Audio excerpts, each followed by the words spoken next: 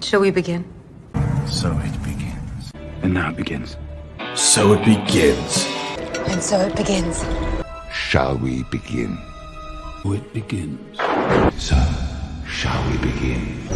So, it begins. Shall I begin?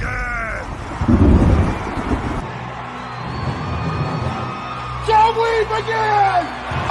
Shall we begin? Shall we begin? I am the crime lord now. No, it's Boba Critic. Boba Critic, indeed. That is pretty much me lately. So, have been. Can you hear me? Okay, Yeah, I wasn't showing up. yeah. You're on time this time, Angus. That's a, racial first. No, Racially speaking, your stereotype doesn't show up on time. I think that's what he's saying.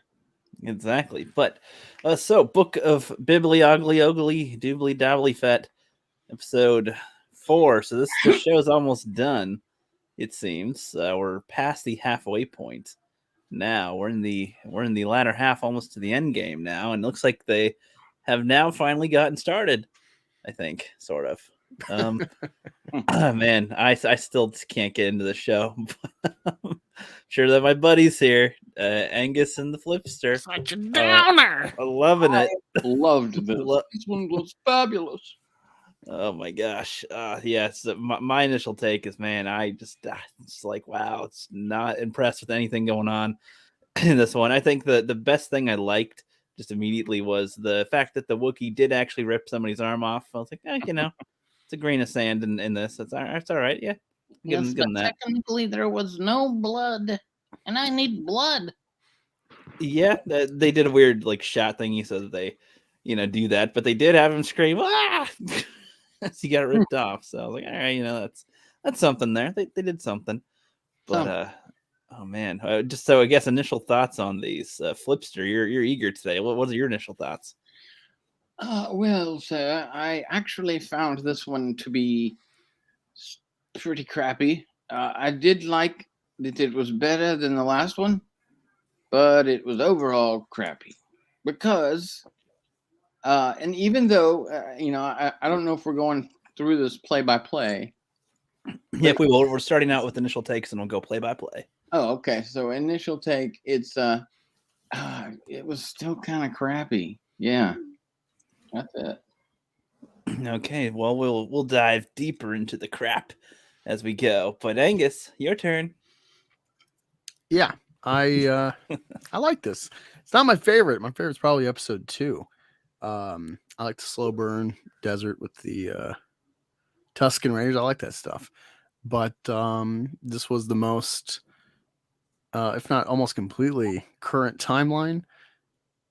Oh wait, no. Sorry. This is back. It's still flashback, but it's like getting in line with the current timeline into Mandalorian. So it happens almost simultaneously with episode 5 of Mando, Gunslinger episode, and kind of rounds out the mysterious figure walking up to Fennec Shand. That was kind of cool that we're getting closer to where we're at currently with Mando season 2. I love this most crowd pleasing. Is this flashback supposed to be 5 years? Yeah, sometime soon after. Tuskens for 5 years, because oh well, I mean, presented very poorly how much time is that he's there. Star Wars is generally pretty bad about really expounding how much time has passed, unless you've got episode 1, episode 2 is 10 years, and they say that, but yeah, generally it's kind of a mystery until they explicitly say it in outside sources.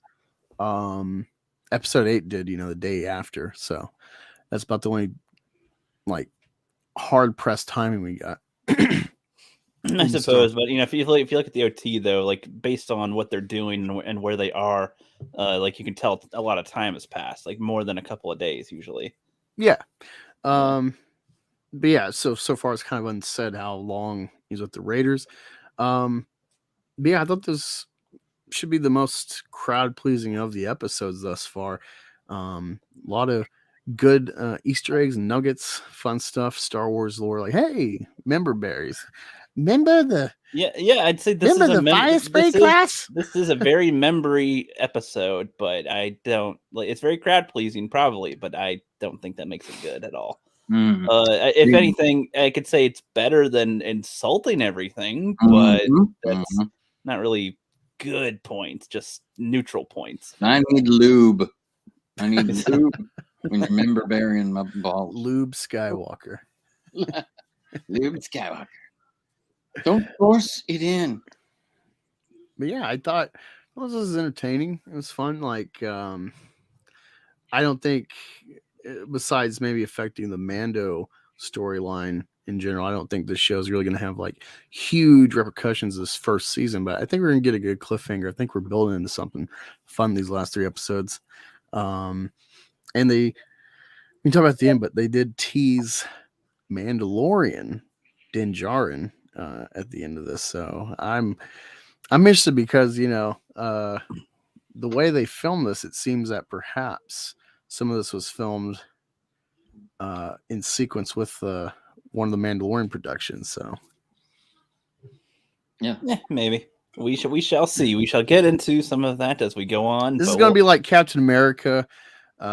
First Avenger, where everyone kind of slept on it, and then later it's like, whoa, that thing and that thing, oh, it's all coming together in the story, woo! And then you go back and you love it. I think you're gonna have something like that with this show. Give it a few years. Yeah. I think I know the ending of it, and I'll tell you later. And it's not bad. I think it's just great. All right, well, let's start going in with the scenes, and let's get our commentary on that. So immediately right away it starts with him taking his like 10th, 20th, 50th back to tank bath, which I call it the flashback machine, because that's pretty much what that tells us. Is he's gonna Boba flashback to exactly the Boba flashback to is what that does. And so we go back in time the book again. Of back to tank. This is after the poor Tuskens that were native were killed and slaughtered by bikers, and then he is trying to get his ship back from Tuna, I guess. God, I still fucking hate that was probably one of the weirdest moves of this whole thing, was having Tuna be not the guy. 2 tunas, not 3 tunas, 4 tunas. Big tuna, yes. And it was just like, okay, that's some decision there. And so he's trying to get inside of there, but he's just chilling with the Bantha walking around.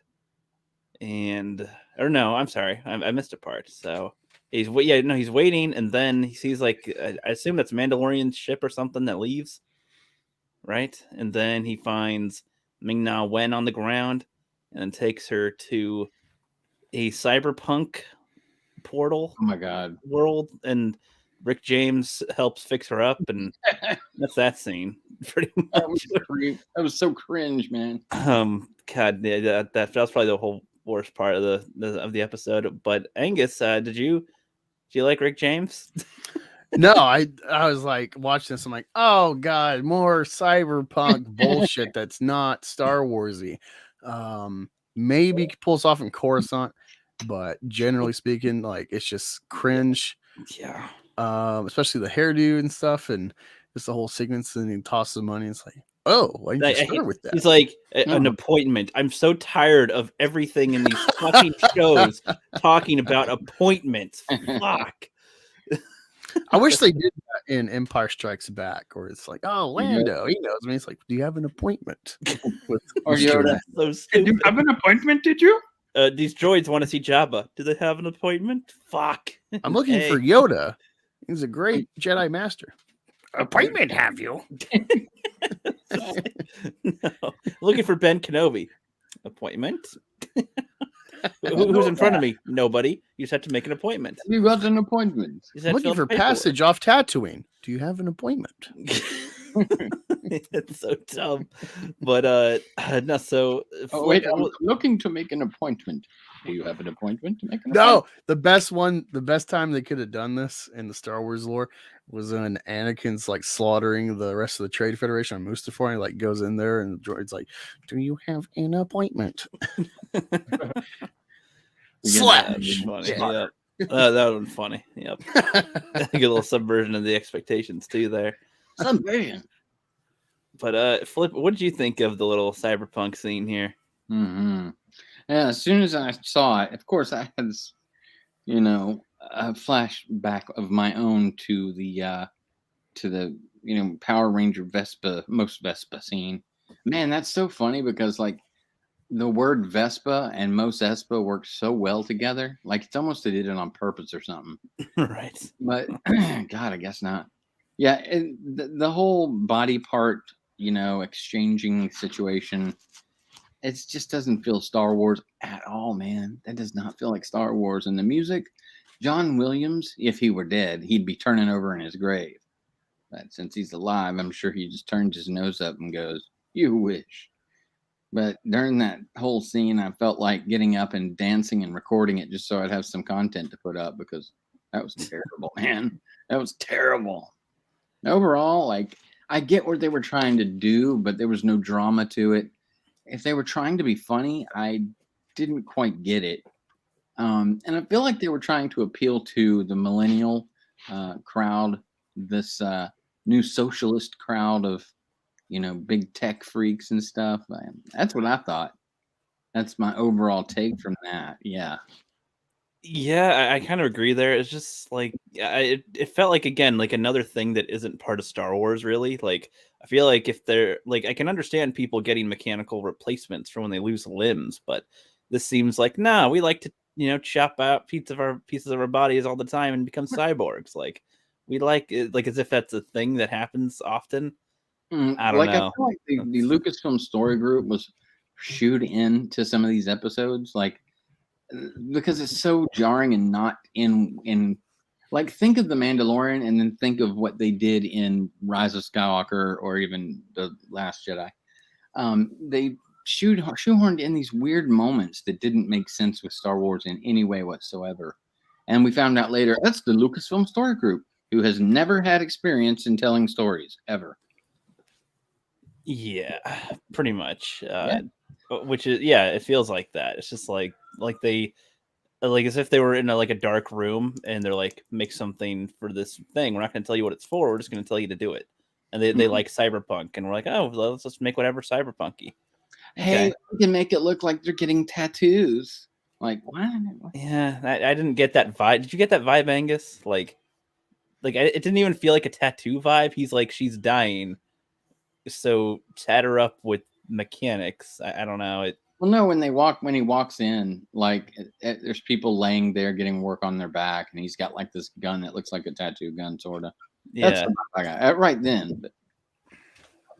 Yeah, I just want to forget that scene. Yeah, and I just thought like I understand trying to get some pieces there and trying to be. I don't know. I feel like if they wanted this type of scene, they could have.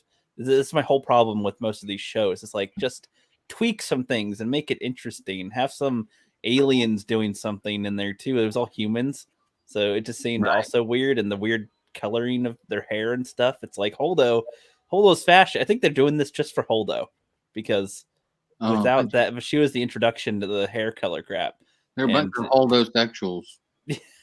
Exactly, Holdosexuals. So he gets Ming-Na Wen fixed up, and then he takes her to his campfire, chilling outside, and then she wakes up and she's like, "Oh no, what'd you do to me?" And he's like, "I saved your life." God, I don't know. I just hate Boba Fett's lines most of the time. Lately. He's talking with her though, and she's like, what are you gonna do, or what's my bounty? I'll double it and all that. And he's like, no, I just want your assistance with some stuff, which I'm okay with that. He's like, I'm trying to get some stuff. I need to regain my things. You're an assassin person. You could be useful to me for a bit. I saved your life, so you kind of owe me. All right, that's fine. That was all right. And chatting a little bit. He's getting licked by the bantha thing. And I think that's, I'm sure some people hated his interactions with the bantha. I thought it was annoying, but it doesn't, it's not like it doesn't make any sense. Like, you know, even the worst villain would like take care of their horse, so it's fine. Yeah. Any comments for you guys on this little sequence? I'm trying to go through as best I can. It's kind of a short episode, so. What I would like is if Angus and you just kind of explained a different way to do that scene. What would you do differently? Like, if you could build that whole scene where she's saved and everything?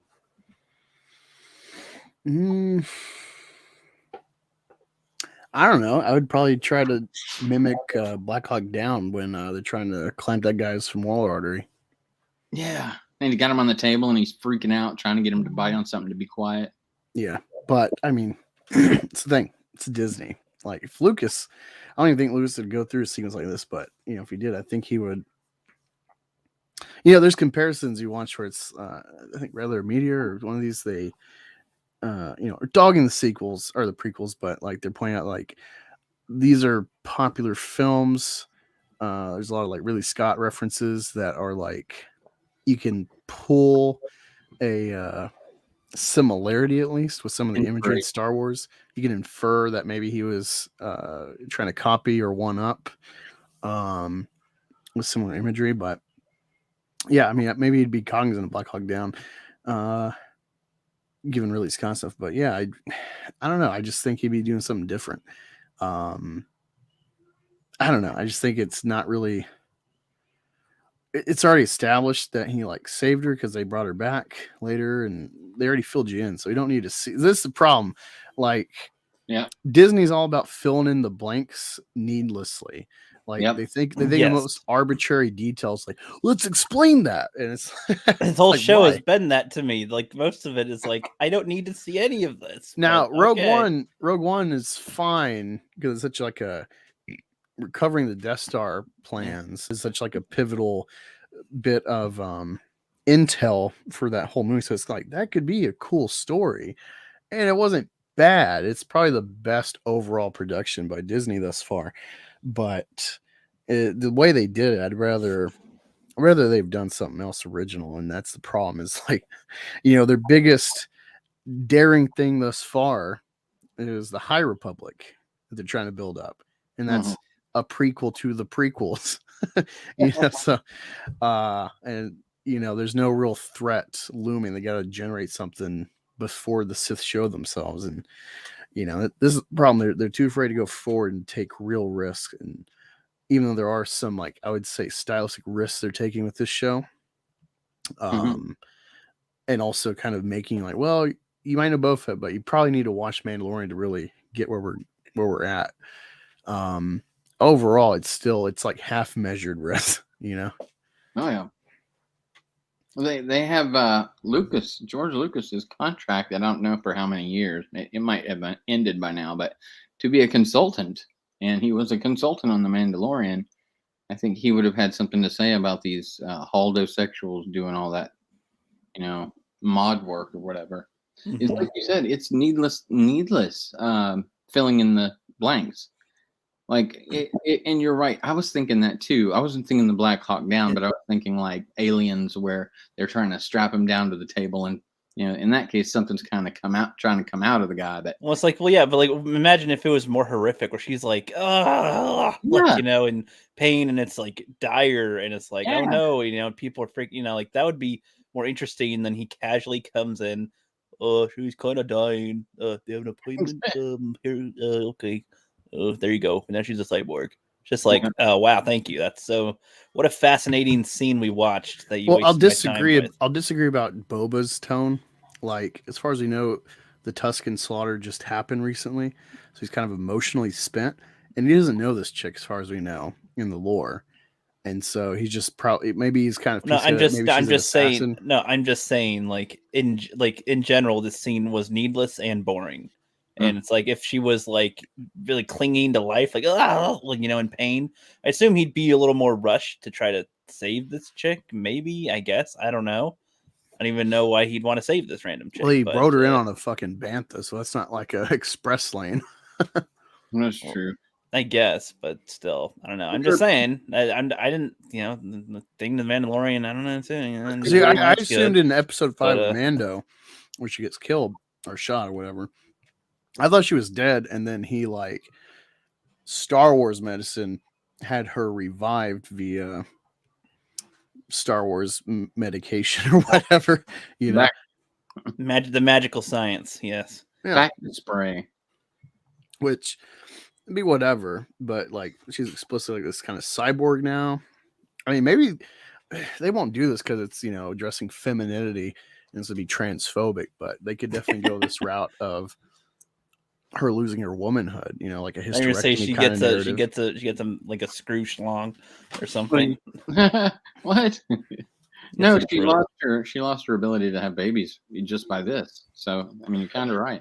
But well, I mean, maybe they have artificial wombs or what is it? Could be a non-factor, but Oh yeah, you know, this could be a very, you know, farther down the road, this could be a yeah, you're right. emotional They're kind missing of. a whole I opportunity. don't think they're capable of pulling emotion like that these Or days. creativity, I don't for think that so. matter. Well, I just think they'd be worried about being perceived as transphobic because not all uterus havers are women. I bet they're so naive they wouldn't ever make that connection, Angus. Like this is you're thinking a little too hard for them. They'd be like, what? She just got metal stuff now. That's how she lived. That's all that is to them. It's just that's why, like you said, just needlessly pointing something out that was the reason why they did it. Yeah, and I'll give them needlessly do it. credit. Like, I'm not writing the show. I don't know where I would go with this. You know how hard it'd be to interconnect all this stuff in the I lore. just say don't make a Boba Fett show. Yep. But you know, and you don't have to. Like, I think there's elements. You know, like sure, this is hindsight 2020, but I think there's a lot in the show. There's stepping stones. There's plot points. There's like, okay, yeah, we can work with that, work with that. But like the delivery, the way they're piecing it together is like so shoddy, and this goes all the way down to Favreau writing this. Like he's loosey goosey. He's, you know, kind of running the table because he has done so with the Mando thus far, and so there's not as much. There's like, wow, it's Favreau. Like he's done great. Like just let him at it, you know. Yeah, I don't think that's the best. Yeah. Even the best directors can make some of the worst films. Peter Jackson is probably one of the best examples because Lord of the Rings and then a lot of other crappy movies. So, yeah, doesn't necessarily mean that you're in the game and that you got it in the bag with that. But Even I guess a black squirrel finds a nut, right? exactly. And what's up, Ms. Zod and Sherry and Bone and everybody coming in the chat? Good stopping by. Nice seeing you guys. Next scene. I'm trying to remember. This episode goes by so awkwardly, I guess. I'm trying to remember what happens next. So they're chilling in the campfire, and then this is when they go and try to go into Jabba's palace now, right? And trying to get his guns back. I was kind of annoyed at how he's like, there's too many people outside, like as if like there's too many guards to get in there. It's kind of like, well, I don't know, aren't you a bounty hunter? Like, don't you kind of like figure out ways to get in where you would have to take out targets usually? And she's like, no, well, I'll find a way. And so she's doing all this stuff and has a little probey droid go and do a little searching. And then like, okay, they do like a Spy Kids thing. I swear this was in Spy Kids. Like chalk that like melts cages or something. Like she takes out a little stick and it melts the cage, and then they have like an entrance into the thing, into the kitchen or something. And then there's these droids that are making food, and then they try to fight the droids, which was really lame. That was well, you got like this choppy Grievous cook droid. I don't know. I was like, this is just a really lame scene. And then they're like, oh, there's somebody coming, and then it's like a little rat catcher thing or something. And I guess that was funny for 1 second, and then it was really unfunny as he chases him around the kitchen.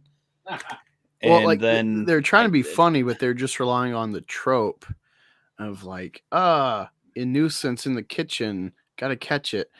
And someone said Tom and Jerry, it's like, yeah, it's like a bad, like there's no effort into the comedic half of this Tom and Jerry skit. Yeah. So going back for a sec though, like with the Grievous droid, you know how he could have beaten that thing? Shooting a blaster. I'm like, just could you not get one anywhere from anybody at I all? guess Like, I guess if he shot, then that would be a sound like, hey, you know, to alert people. So he was trying to. I think the idea was like he's trying to avoid using his blaster because that would like alert everyone to the kitchen. Versus okay, I the guess normal sounds of just chop, chop, chop, chop, chop, chop, chop. That's like he's already doing that. He's already cooking. You know, I guess that made so. sense to me. Like watching it, I was like, okay. Okay. I didn't have any beef with that. It was just the sequence of the rat catcher droid, and then he just turns himself off to avoid. It felt like stupid filler Clone Wars shit. Like I love Clone Wars. Yeah, There's it's a lot just of like- filler it's- crap, stupid droids that Filoni's like, this will be funny. Like this whole scene, I just wish you either don't have it all or it's done with very quickly. Like, you know, if they think it's funny, leave whatever in for 2 seconds and then be done. Like, just don't linger here at all. Look at And what then- Zod said. Okay. He says, I hate this fucking show. I am only watching this because I have a different perspective, but this is really tough since got final. I never had this much pain physically watching this shit. Yeah, this is I'm with you there, man, I guess. But I'm not attached to it either though, so it's not really pain for that. It's just I'm just annoyed that I'm watching this really is the thing. George And- would be like, I like Spy Kids. I like that. Yeah, and Spy Kids is that so was this the director for Spy Kids that did this episode? No, let me look up who the He did the Robert last Rodriguez, one, right? right? This wasn't Yeah. Rodriguez. This was a different director. Because it's like I swear like when they go into Jabba's palace, that's literally a thing they have in Spy Kids 1. Like that's like when they get Floop out of the castle, that's the same thing, like the same exact tool, which is fine, I guess. But it's just like I don't know. Wrong director. I don't know. I was just like, I thought they'd have a more clever way of getting inside, but it's just like, okay. I mean, that's fine if they do it that way. I'm not going to harp on how they get into the palace, but it just seemed Do you guys odd. remember the feeling of the movie Speed with Sandra Bullock and Keanu Reeves? How everything was like, dun, dun, dun, dun, dun, dun, dun, dun, dun, dun, dun, dun, dun, you know, like really intense. yeah, it's all thrill. intense, yeah, and fast paced, kind of, yeah. That's the Boba Fett we're all looking for. Maybe some downtime when he gets with the ladies. You know what I'm saying? But Yeah, exactly. come on, like I could appreciate the one funny moment we're talking about in the kitchen. For a minute, at the end, I just felt really bad for that droid when he had this sad face and he shut himself off. That wasn't funny. I was just like, oh man, that sucks. Like, what did I just experience? Like, I went through a range of emotions that were none were at all positive. I don't hate it. The one thing I thought was kind of interesting is when that droid starts spinning all the knives, and I thought, great, Boba gonna get cut up a little bit, and then that was the end of it. She cuts the head off. Like, there was no real threat, you know, not at all. Yeah, pretty much. It was just weak. Could have been better. Could have been better. Did you find who directed the episode, Angus? I'm looking it up still. I'm not going to complain about the entire show. There are some positive moments that I will get to, but so far, Yeah. these moments so far, yeah. Well, while he's looking for that, let's continue on. So then the next bit is that they get out of the kitchen, they go to the hangar. They find. I guess I don't remember if there's anything in between, but they go to the hangar and they take out a few Gamorrean guards pretty easily, which I guess that's fine. I didn't really see them as much of a threat anyway. They're just more like stationary muscle, I guess. Like I don't really see them as like we're the guys that come and deal with the problem. I see them as we're outside between you and the door, and we'll stand here and try to make sure you don't get in. Essentially, like sumo wrestlers or something. It's kind of They tend to just be people to shoot. yeah. I'm like honestly, I don't actually see the benefit of these pig guards. Honestly, they really just seem useless. Brought an axe to a blaster fight. Yes. What the fuck are you thinking? Arm these like- motherfuckers. Well, again, it's like honestly, like if we were to have like one of our buildings today guarded by like swordsmen instead of like machine guns or pistols or anything, guns, I'd be like, what's wrong with you guys? This is gonna be easy for enemies to come in and take over. So I don't really. I don't know. There's a lot of that, but then as they're in the hangar and the alarm goes off real quick, people come in with blasters. I was like, oh, they exist again. Wow, it's been a minute since I saw one again. Jesus. All right. And then they all don't really hit anything, and then she hits everything. Well, I guess that's fine. Yeah, classic Well, Star okay. Wars that So way, I found the guess. director. It is Kevin Tancharoen, something like that. He is famous for doing Mortal Kombat Legacy, and then he's got a bunch of a couple episode parts directing or acting in Agents of S.H.I.E.L.D. Oh god, 16 episodes. The Flash, Supergirl, Iron Fist. This is the thing. You get you get someone like Rick Famuyiwa, who was supposed to be the Flash director at one point, who was trying to write a script years ago, and he did some of my favorite episodes of Mandalorian. Yeah, and I think he did the one that's in the rebel prison ship, that whole kind of Knights of the Old Republic kind of plot where they gotta retrieve someone in the prison and they double cross them. That's Rick Famuyiwa. They get someone like him. They get Favreau to showrun this, who's got a generally really good career, Avengers and Iron Man and stuff, producing and directing. And then they get bullshit like this guy, dumb shit like Robert Rodriguez, which does not fit Star Wars. Taika Waititi actually did, I think, the season finale of season 1, and Mandalorian. I thought it was gonna be a lot funnier. It was just he's malleable. This guy did this episode. It's all over the place tonally. Well, it's there's even that's a good point you mentioned that. There's a point the Bantha licks him, and I'm like, is this supposed to be comedy? Because I'm just why are we here still? Kind of a thing. And then with the kitchen and all these moments in the fucking cyber place, it's was any of that supposed to be funny? Because I'm not getting any of it as funny. It's just annoying. I'm counting the seconds for it to be over. These scenes, I'm this is a weird episode because I liked it. I like some of the plot point stuff in it. It's all right, we're getting somewhere. It's got a ship. All right, so, but we're drudging along with some of this other crap. Yeah, pretty much. But yeah, he's in the shootout finally, and he goes in and gets his ship, and he and Ming-Yawen take off. And Fennec Shand, learn Star Wars, a bro. Lame name, no, Ming-Yawen to me. And so they get the fuck out of there, and then he's like, drop you off. And she's like, nah, hang around. And then he's like, all right, let's gonna get my armor. Where's your armor? I'll fucking know. Let's go to the sand vagina and see if I left it in there. Okay. And they hover over it, and then the Sarlacc didn't have the strength to pull in a black man, but it has the strength to pull in Boba Fett's ship. What is that shit? It's that kind of inconsistency that confuses me. It makes me not understand stakes in this when they do Rookie, this. You don't understand the science, all right? So in Star Wars, melanin adds weight. Okay, right. They're heavier. The power of the black man. I see. That's why Darth Vader. Nah, yeah, there you go. A little heavier man because I got that melanin heavy suit. That makes sense. You're referring to Lando Calrissian. Well, now I feel stupid. And somebody out there understands that. Simple math. Yeah. So the Sarlacc couldn't pull Lando in, but it could pull a freaking Slave One. Oh, yeah. That's what I'm saying. This is no. So sorry. But yeah. By the way, so he mentioned I got to get my fire spray ship, which a lot of people have mentioned. It sounds like a class of ship to me. It sounds like the character in My Little Pony.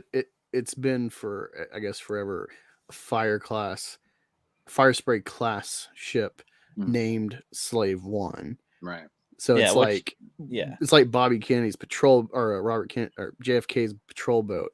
It's specifically PT 109, but they're all PT.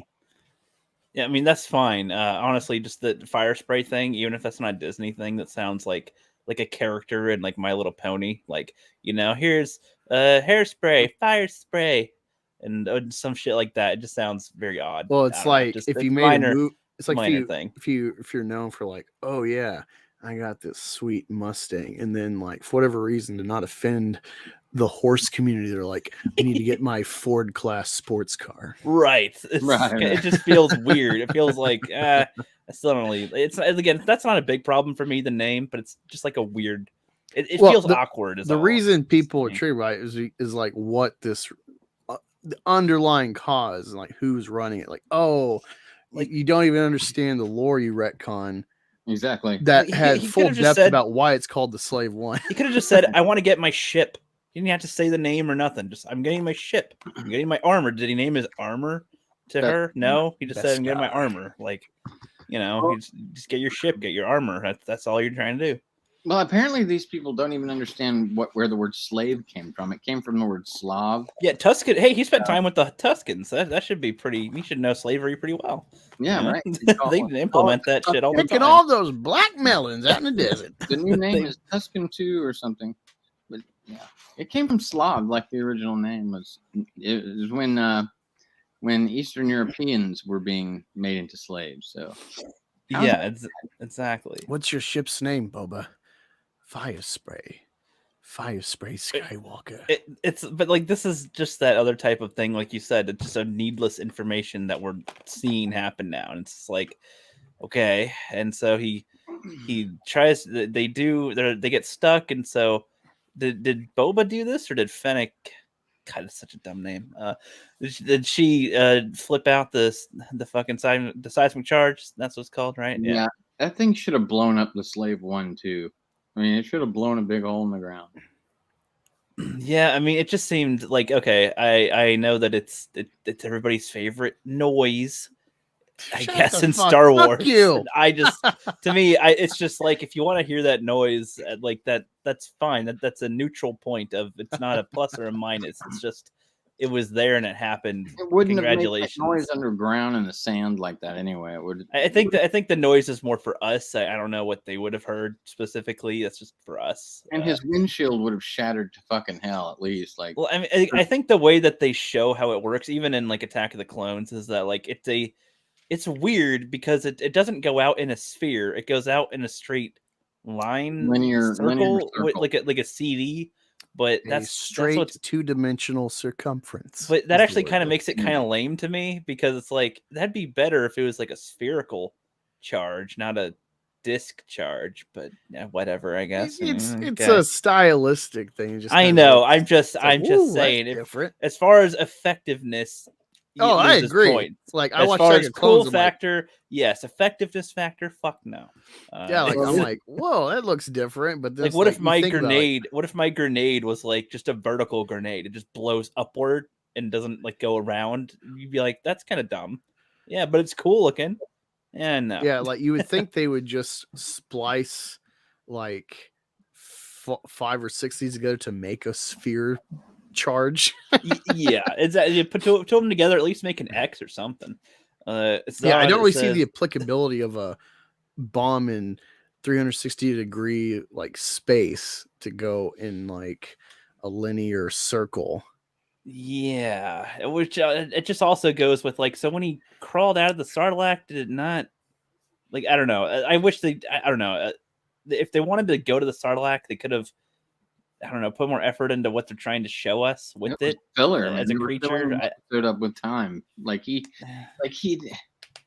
think if you'd have just made it where he remembered that the Jawas had his shit, it would have been funny, because he'd go to the didn't he get knocked out Yeah, by no, the it'd be Jawas? funny if he goes in there. He goes in and crawls back out all covered in the acid. And he's got, oh man. Oh yeah, I it's forgot. awesome. And it's like, oh wait a minute, those silly Jawas. Like, that would have been. let me go dumb, back into but- town. See, that Don't would have tell been me dumb where to but find funny. That would have been dumb but funny at least. That would have It'd been it'd be like, funny, like he like bops himself on the head, like I remember. So, or he like kind of staggers. He's like, yeah, I'm gonna need to back to Tank Hill because I'm fucked up. I don't Then know. he takes the damn Slave One over to that big ass thing that the Jawas fly around. He blasts that to total shit or whatever. And you see Jawas flying out all over the place. That would have been great. Oh, TD! Yeah, see them all trying to fire like a little shocky things. No, not gonna do anything. Sorry. Yeah. You're gonna get lucky. Did it with the Mandalorian? Nope. No, they should have played on the Mandalorian with his Razor Crest. Where he like leaves it and they fucking like pick it apart. He's like, put it back together. Like, what the fuck? Kind of like they're I just got this thing. They're like if you leave your car in East LA, fucking Exactly. You'll get handed to you. You'll lose the wheels for sure. But Have you ever seen Ted, right? Flip. I've seen it as well. Yeah, of course. Yeah, you know when he like farts and he's like, I don't know, I was being a gentleman, I pushed it away. You don't gotta worry. And that guy's like, who did this to us? They could have did something like that. With this show. It's more serious than it seems. Well, at least it would have been funny. Shit. Yeah. Well, yeah, they're trying to do comedy. Like, at least if you're gonna do it, like, do it. Mm-hmm. Yeah. I agree. I agree. Like when you watch Empire or Revenge or not Revenge of the Jedi. Revenge Return of the of the Jedi. Like, you know, this is what adds depth and intrigue to Star Wars for me.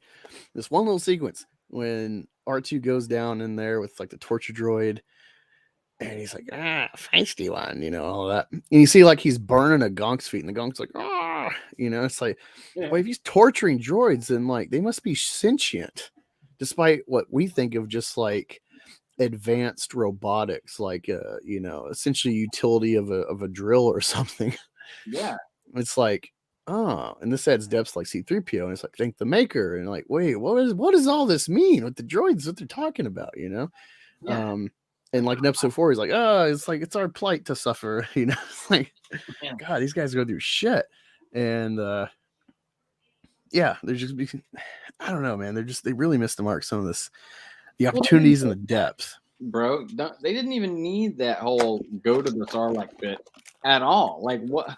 You could just skip that whole thing and him just go, I remember the Jawas got it. And then he goes over and he gets it or something. He could have been off screen where he got the damn Beskar for all I care. Yeah, I mean, to me, this all the flashbacks are pointless to me. Like, just all of them are just non-information that I need at all. They're just, I don't think this helps. It doesn't help where we're at in the beginning, really. You could have, I think there's enough where you could work with just where he was at the end of Mandalorian, where he kills Tuna, and then he's here and he's doing stuff. You can have seeds. If you're doing a show, you don't need flashbacks all the time to shape your fucking story. You don't. No, I disagree, because this is a character that's got a huge fandom, but not a lot of continuity information. And I mean, you know, Disney continuity. Forget the EU, even if they cherry pick stuff, it's non-existent as far as we're concerned. So it's like, hey, you know, we're actually reintroducing this character who, for years, it's been argued back and forth he died or not, and like it makes sense to fill in stuff for it, in my opinion. I just because I think if there's already like a 5-year skip or something between where we last saw him and where he is now, I mean, through his actions you could see how he's changed or how he's doing something, and you can have something happen in the show. I don't think. Well, yeah, but if he's how he is in like current day, where he's building his empire and the remnants of Jabba in this like 3-way war with the Pikes and the Transitions and other stuff, and he's like being kind when you've only known him as a bounty hunter employed by Jabba and Vader. You'd be like, what? Well, so this gives you... No, I see. I'd agree, but they don't show him change. They just show him as changed and nice without how he got nice in these flashbacks. Well, okay, so like maybe they're delivering it not the best way, but it's like I totally buy it. You know, like it's like literally sequence of events with the Tuskens, and then later when he's with Fennec, he actually get like his kind of internal dialogue spoken where he's like, you know, pretty much saying like, yeah, I've got all these riches, you know, being a bounty hunter stuff, but you know, I was left for dead. No one even tried. And, you know, he talks about the importance of a tribe. And so that's what he's trying to build something more than just that king concept, on top. That concept that he blatantly states. Yeah, I agree that that's something nice, but well, it has depth. It doesn't have depth. I don't think it has depth at all, because if we look at all the sequence of events that they show us happen with him and all this stuff, they drag his ass, walk him with his wrists tied after being blown up, crawled out of the Sarlacc pit and everything. You know, not treating him, I don't know, in any type of good way at all, in any faith, and then they make him a slave, pretty much trying to do stupid shit. And but he's an outsider. That's the thing. That doesn't. I don't think that matters there. It does, because he's a foreigner. He's essentially an invader in what should be their sovereign land. No, I'm talking about his perspective. I'm not talking about what the Tuscans feel or nothing. I'm talking about from showing him change. It's all awful. He ends up taking down a stupid sand creature thing when he's out with some kid, and then they teach him how to fight, and now he's like, "Oh, I love you guys," and then they shove a lizard in his face, and then he goes and finds a stick. Like I don't see how he gets the mindset. And then they all die. Yeah, I don't see how he gets the mindset of, I'm trying to get money, I'm trying to do stuff out here in the galaxy and everything to, I want to have like a family, and so I'm gonna be the crime lord. Like that especially doesn't make any sense to me. It seems like he wants too deep. It seems like he wants to rule like a gang of some kind, like a tribe, but like a nice gang. I have no idea what that has to do with him being on Tatooine at all. Like, I have no idea how that relates to Tatooine or what he did in this episode with, you all just don't try to go against me, and we'll be fine. Like, is he even from Tatooine? No, he's from Kamino. He's from Kamino, water planet. Oh, which makes me want to go back there. I'd rather be there instead. I'd love to be back in Kamino. Yeah, this whole show took place on Kamino instead of fucking Tatooine. I'd like a change of pace, change of scenery. This is so annoying being here. Well, I think what Lucas did with Desert Planet and stuff as a kind of metaphor setting is like it's barren. It's kind of like a phoenix. You get these Luke Skywalker and then Anakin and now Boba Fett falling into that kind of trope. Rey, they're from these barren planets.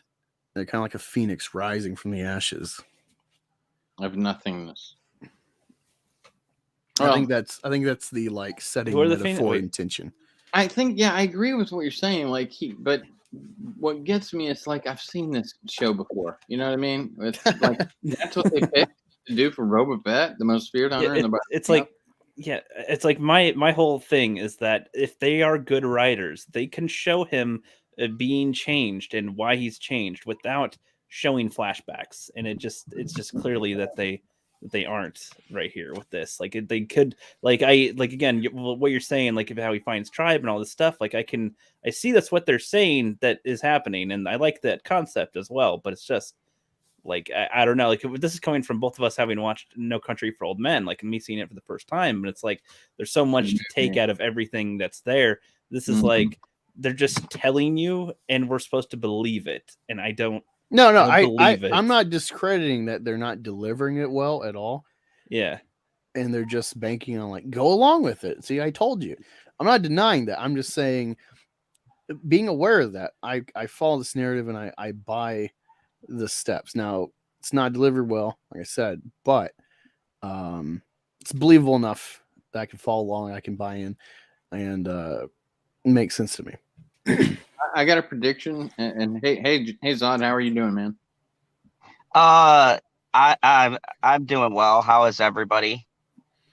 Doing great. All right, doing great. I predict. I've been in arguments for weeks about Scream 5, so that's been fun. Oh boy, hey, Zod, I have a prediction that this show is going to crash embarrassingly cringe. What do you think? I think this is the worst fucking show. And the only reason why I'm still reviewing this piece of shit is because of my good friend Cybernetic Husky, who likes my take because apparently I don't have the same perspective. And I will say this is the worst fucking way to do everything. Okay, I'm coming in hot, and just let me rant for a second because I have so much fucking shit I've been holding in. First off, unlike most people, I was okay with the first 2 episodes. I understand. But going to Rookie's point, and this is a problem with fucking Michael Rodriguez's directing. He can't do flashbacks for shit. If you watch his movies, he doesn't do them for a fucking reason. And this is the reason why your whole fucking episode doesn't have to be a flashback. 5 fucking minutes. Tops. 2 showing the important bits that you need to see, not all the fluff, right? Yeah. Here's the problem with the flashbacks. If you are going to do a flashback with 2 concurrent timelines, then your flashback has to have some relevant point to the episode being presented. If you're flashbacking shit, which I understand the first episode, okay, we need to know how the fuck he survived being in a Sarlacc pit, even if it's stupid and it doesn't fucking connect to anything. Okay, I gave it a pass because it's not the best explanation, but I understand. You got to tell how this man lived. Fine, cool. Tuscan people, I'm okay with that. It kind of connects to Mandalorian 1, why he fights with the fucking staff and not a blaster, and how he got so proficient in that. Fine, I can give that a pass. But the one cardinal sin I can't forgive is that when you have these newer episodes, when you're starting to merge the timelines, you should use a flashback as a way to set up a narrative point within the main story. Prime example, Breaking Bad. They did like fucking 3-minute flashbacks and they all pertain to the fucking message of the episode. So when Walter flashes back to a scene, it came back at the end of the fucking episode and you go, oh my God, okay, I see why they're flashing back to this. Like with Jesse and them buying the van. It comes back in a later episode to why they're so, why the van is so meaningful. It's because he took his money that he was going to blow, and it kind of showed the love and built up the bond, which contributes to the rest of the fucking series. None of these fucking flashbacks have any relevance in your current timeline. So it's like the train sequence is cool, but it's just being done to be done. Because how the fuck does that pertain to the rest of the episode? It doesn't. It's just giving more backstory. And that's the issue. Like when Quentin Tarantino does a flashback, right? He literally won the way they're set up. It's like this fucking thing with the Bacta tank. Like, Jesus Christ, how many times has this guy got to heal up? But fine, you've got to use it as a narrative machine. device. It's the flashback machine. That's what it's for. Exactly. None of it is organic. And I understand Rookie's point. Like, there is ways you can have like him go into a cantina, right? And talk to a character and present it as a story so that, one, you establish two things. He tells this person a story that relates to the overall episode, and two, you get the flashback narrated by him, so you go, okay, this is relative to the plot line. But the way they do it is so clumsy because they make the whole, like, first end of the episode the flashback, and then they jump you to the current timeline, but I'm sitting here watching and I go, okay, what the fuck does this have to do with you going into this? Well, it doesn't. It's just current story timeline. And there's a break. And that's why people are so confused, because the way they handle the transition is very fucking sloppy. And episode 3, what they got to do is, and what they should have done is just pick one fucking director, the way they should have for the sequel trilogy. I know there's a lot of people that want to direct a Star Wars show or a movie, but it sounds like Filoni and Favreau themselves had two different stories they wanted to tell, and they said, we'll do it, fuck it, we'll put them together. And then you got it's like, and it's like, here's my issue with this is like, episode 3, I said I was done, and Husky fucking roped me into watching this fucking trash. and so episode 3 pissed me off the most because it's not the flashback that bothers me, but the whole setup of this episode seems tame. And Disney, if you're going to do a fucking story about crime lords and bounty hunters, how the fuck is The Mandalorian more violent than the fucking Book of Fett, which takes place in the criminal fucking underworld? So you said to yourself, Mandalorian, we'll fucking push it. We'll make it edgy, right? We had that fucking cool scene with the character that's never brought back again, but I fucking loved her, so I don't care. But that Forge lady, when she fucks up them stormtroopers, and spoiler alert, those are fucking people. They're not bots. So when she fucked up that battalion of stormtroopers, she killed real people, okay? You can say they didn't show that much. That was a fucking violent scene, okay? So Disney, don't give me that shit. You can't you do your family-friendly bullshit. They've had cartoons with more violence, Well, yeah, they also had Baby Yoda boarding Frog Lady's eggs. Eating the children, eating their actual children. I love it. Yeah. He's like, these are tasty. I mean, Grogu choked the shit out of that one character on the ship. Yeah. What's her name? Cara Dune? Cara Dune, Gina Carano. Oh my God! Just think the if shit they would out have of her. choked her to death, and that would have been funny if they choked her to death, and then they're like, they killed daughter got COVID. Well, Dude, hold on, that would have Zod. been a perfect 10 episode for me. That's why I deducted a point. I said Grogu should have killed her.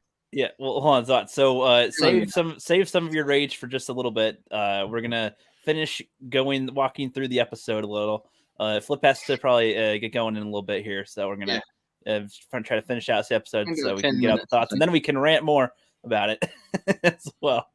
I'm sorry, that's why I got my Brightburn costume on. I got you. I see. I got you. You could have just used Man of Steel. It would have been the same thing, honestly. But that's okay. So he gets. So they are gonna go and attack. Oh wait, where the fuck are we with this? So they get the ship. They don't find the armor, and then they go have another campfire talk, I think. And he just tells her exactly all that he's thinking instead of like showing us in the scene what's going on or why he feels any way about anything. Talks about how he doesn't want money and whatever, just wants to have a tribe, which again, I agree. I agree with Angus that like that's a fine thing for him to come to, being a solo bounty hunter type of guy and then wanting to like form some type of a team, for lack of a better term there. And like that would be fine. But I wish that there was scenes that they showed that show him like want to do that, like characters of color, like even like especially like they could have had it with him and her, like in Jabba's palace, even where he's like, you know, handling, he wants to kind of go in himself and like just wants her to be like, you know, get ready to, you know, do something if I need you to or something, be a body shield, I don't know. And then like he almost gets killed and then she saves him or something. It's like, okay, you know, maybe I'm getting a little older, a little rusty, like maybe I could have I could have a partner or something. And then, you know, start to get, you know what I mean? Like, and then, okay, the Tuskens, you know, they did teach me some more hand-to-hand combat, which was useful. Like, something like that. And then it's like, okay, we can see why he actually thinks a little more about, you know, what he's doing. But they just don't really do that. Was there anything else that happens after they do the Sarlacc and the flashback and, like, in the flashback parts? He has the meetup current day with the other minor families. Well, on the way to, you're skipping one. On the way to the Sarlacc pit, he blasts the Nikto riders, which was that's what I was getting at. That's what I was getting at. I was like, was there something else I'm missing here? That was great. Yeah. So he just kills them, which I guess the shot was fine. Like it was cool, but like I kind of hate it with this kind of shows how like they build up like there's these guys are gonna be a problem or a rivalry or something, and then they get like dealt with in like the snap of a finger, and it's like I guess not anymore. So. Whatever. Oh yeah, that was like, definitely like the backlash you got for that horrible fucking idea. Yeah, I was dude, I don't know what pissed me off more, the last episode or this episode, because of the fact that I was like, okay, if you're gonna do this fucking stupid Spy Kids bullshit, Rodriguez, because that was you, Rodriguez. I'm fucking looking at you. They did Spy Kids in this episode too, with like the chalk cage melter thing. That was straight from Spy Kids. Like, if you're gonna do that bullshit, then fine. But I had this same issue, and this isn't just this show. Just so everybody doesn't think I'm shitting on this show. I've seen it a lot. I watched Dexter New Blood. I love that show. Far less angry.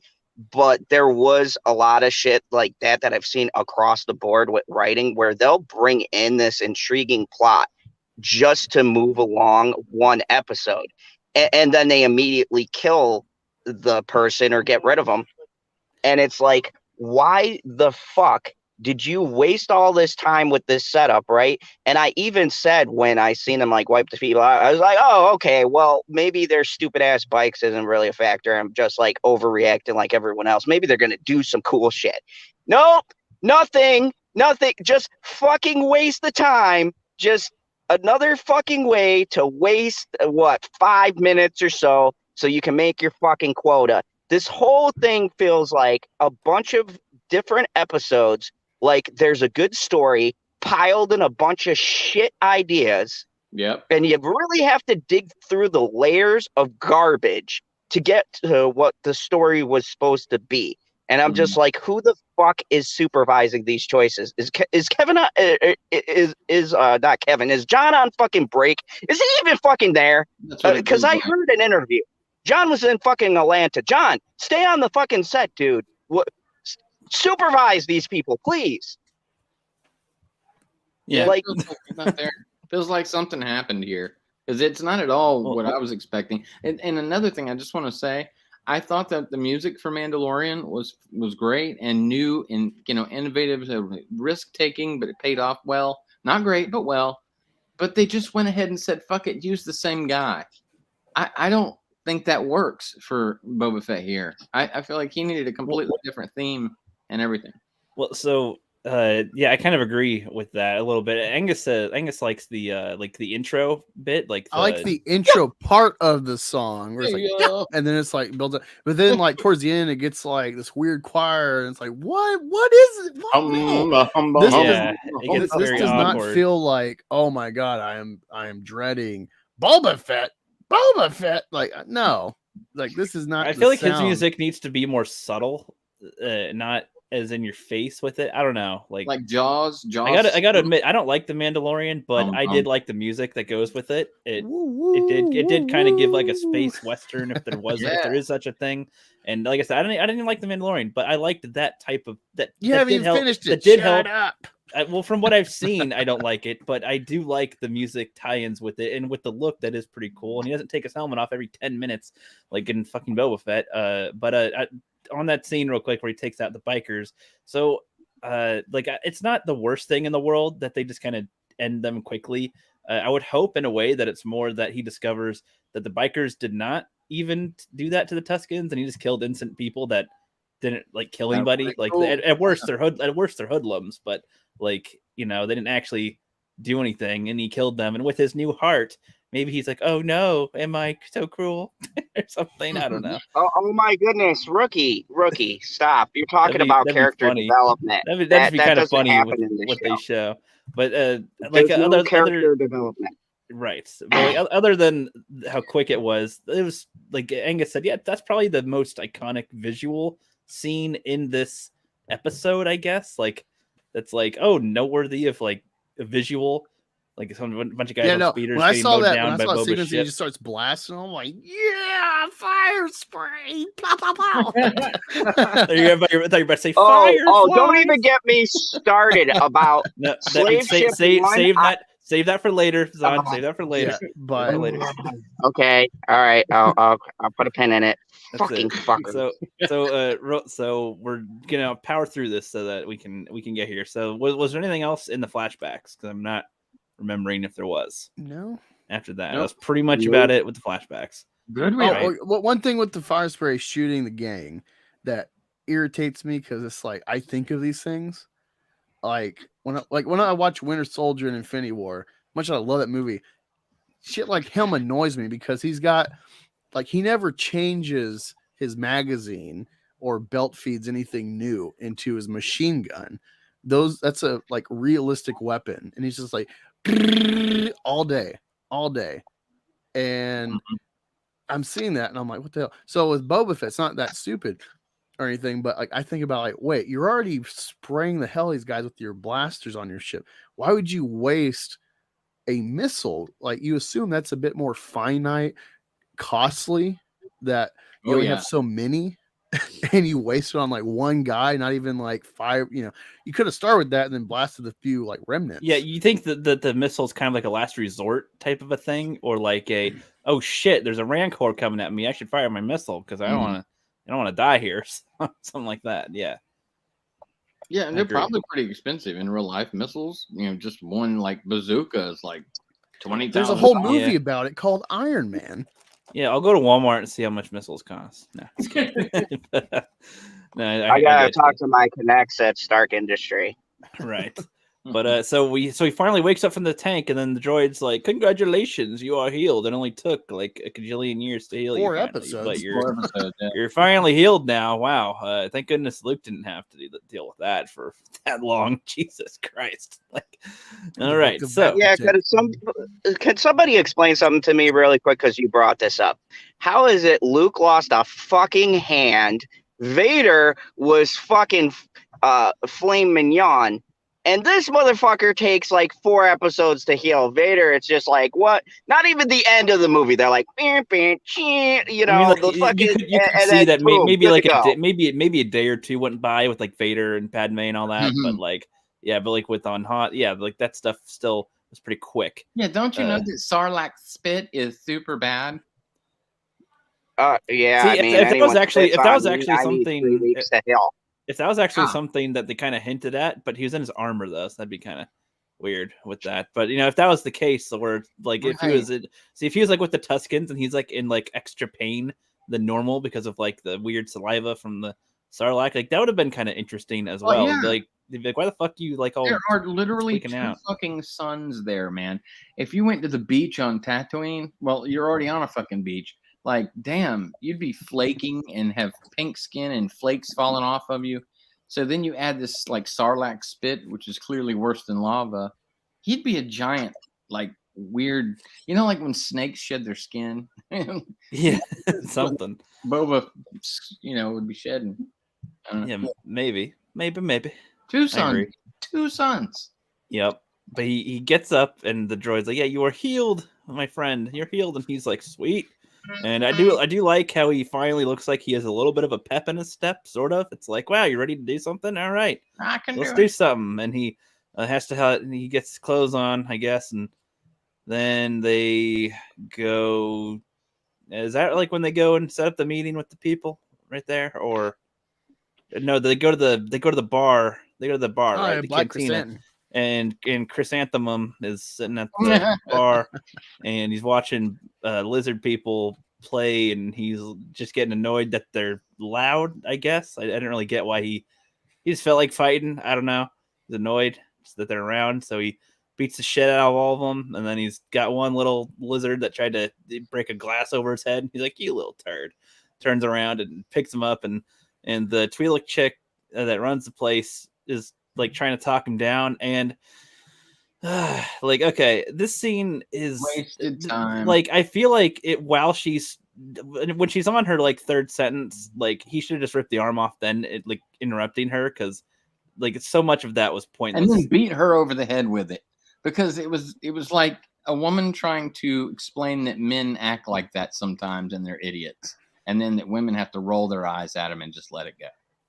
That's what kind of. I mean, it was just like she's just like, "Oh, you're so great," and I'm just telling you your history and everything. You're so cool, and you know this one's not there. Like, I get that, but then there's just so much more she's saying, and it just seems like it's nothing burger after a little bit. You know, back in those times, not that long ago, that kind of stuff was cool, but now it's horrific. Even though we recently put the stormtrooper heads on Trying spikes, to move past toxic masculinity. even though we recently put stormtrooper heads on spikes recently, but you know, whatever.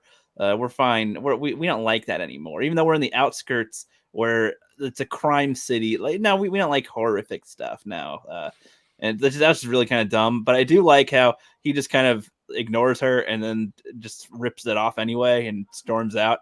But I just wish that he interrupted her. Like, shut up. Like, I wish he's getting visually frustrated with her talking. Like, he rips the arm off, smacks her in the face, and then walks out of the thing. Yes, that would have been great. Like, that would have been kind of funny. But I don't have much else to say on that. You know, what do you guys think about that little scene? I thought it was kind of a drawn out sequence, but it was all right. Yeah, I mean, I'd say out of this whole episode, I do like looking at that lady. Yeah, she's all right. Yeah, she's not bad. There was an info dump. They were trying to tell you, in case you didn't know, that Black Chrysanthemum is super tough and he's done all this big stuff. You know, it's info dump. That's the kind of thing where that type of information could be revealed bit by bit. That would be nicer. Yeah, they should have brought him in. Like, I think they should have kept him as, or maybe he goes back to the gladiator stuff when like the Empire dies out, so he's not really doing as many contracts anymore. So he goes back to what he knows, and then like Boba Fett goes to a game. He's like, "Hey, I know that guy." Yeah, exactly. And he's like, "Yeah, you want to put your strength to the test for real? I'll test you, man. I got a lot of challenges for you. I can coming give you up. real money. You want to fight a Rancor? Want to fight a Rancor, buddy? Or something? That'd be kind of funny. But yeah. So I don't know. That scene was all right, and then he goes and deals with them, I guess. Though you do wonder seriously, like, so is Boba like supposed to be protecting this area from stuff? There's no guards in this thing at all to even try to do anything to the Wookiee. Like, Yeah, I feel that's like what I don't get. Is like he's uh, trying to be a crime lord, but then he's like keeping the peace, which I guess. but I he get lets keep- a patron peace get his gets him arm money. ripped off. Like, that's fucked. The guy didn't even do anything wrong. It's just like, okay. But then also, I don't understand this. What are they crimes of? Like, what crime lord of what? Of what? Slaves? No, you don't like slaves. Killing Sam's a people. lucrative business. Like I thought part of the implication was that like Jabba and them have like slavery. They have like these matches like with pod racing where they like, you know, have death matches with the races. Like, yeah, I don't know. Like I thought they're implied that this is where the scum go. This is like a, you know, they're technically, I don't even know if they'd be called crime Wretched lords at all. hive They're of just scum and they're villainy. just the rulers of the scum land rather than crime lords. Crime implies that you're in like a legal district doing crime, right? Like what's he like should Al be doing Capone or some something? kind of Joker type shit, like in Dark Knight. We're like, oh, yeah, crime lord. Okay. Well, it's like, you know, I think of Al Capone, right? Like, wasn't he like the reason why he was? You could call him a crime person. It's because he's breaking the law in a Yes, let's see Boba Fett civilized way. Commit you know? tax fraud. Yes. Well, no, I'm just saying, like, because if you're in an outskirt town, how are you a crime lord? I don't see his effect on anything crime like, especially with the water people in the last episode. He's like, lower your prices and whatever. I don't know anything about economics or whatever. Just You make think it it'd be cheaper. like, raise your prices and give me more tribute. It's That's just right. like, this is retarded. That's crime. So I don't know. So I don't. What else happens at this episode? Oh yeah, With prices this low, it's a crime. So Flip, what do you think about the scene? I guess so we can. What Yeah. scene are we? I'm sorry. The Wookiee scene. The Oh yeah. And you recruits them and all that. I kind of interrupted a lot and said some stuff, but sorry about that. No, you're good. You're good. This episode was, I mean, overall, like one of the better ones, but it's still just terrible. This part where it's an info dump, you know, about a guy I didn't care to find out about in the first place. Like, I never read the comics. I have seen that comic cover before, and I thought, oh, look, a big, you know, black, Wookiee, and I thought that's wild. African American. Yeah, He's called Blackie. Wookarian or Wookum. Yeah, I got it.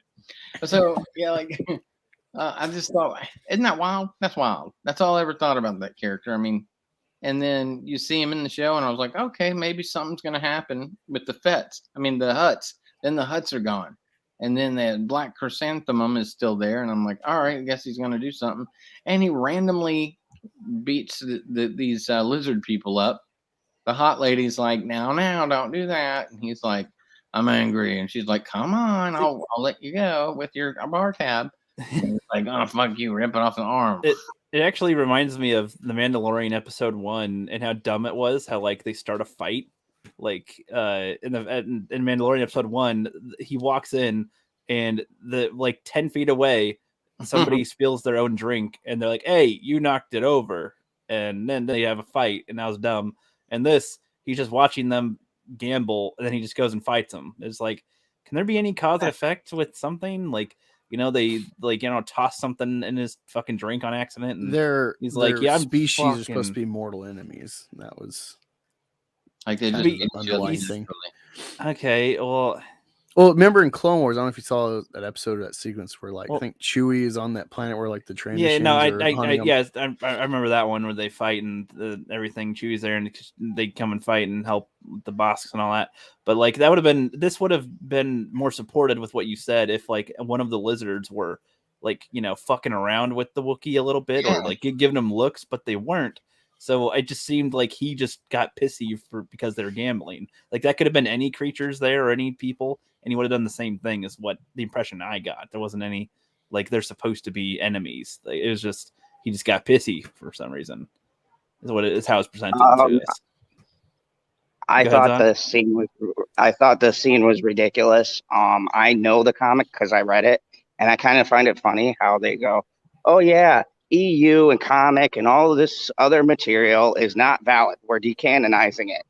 Oh, but here we pulled this cool Wookiee that you've never fucking heard of and threw him into a story. 2. This fucking episode gets a 2. Every episode but 1 and 2 have a 2. Fuck this show."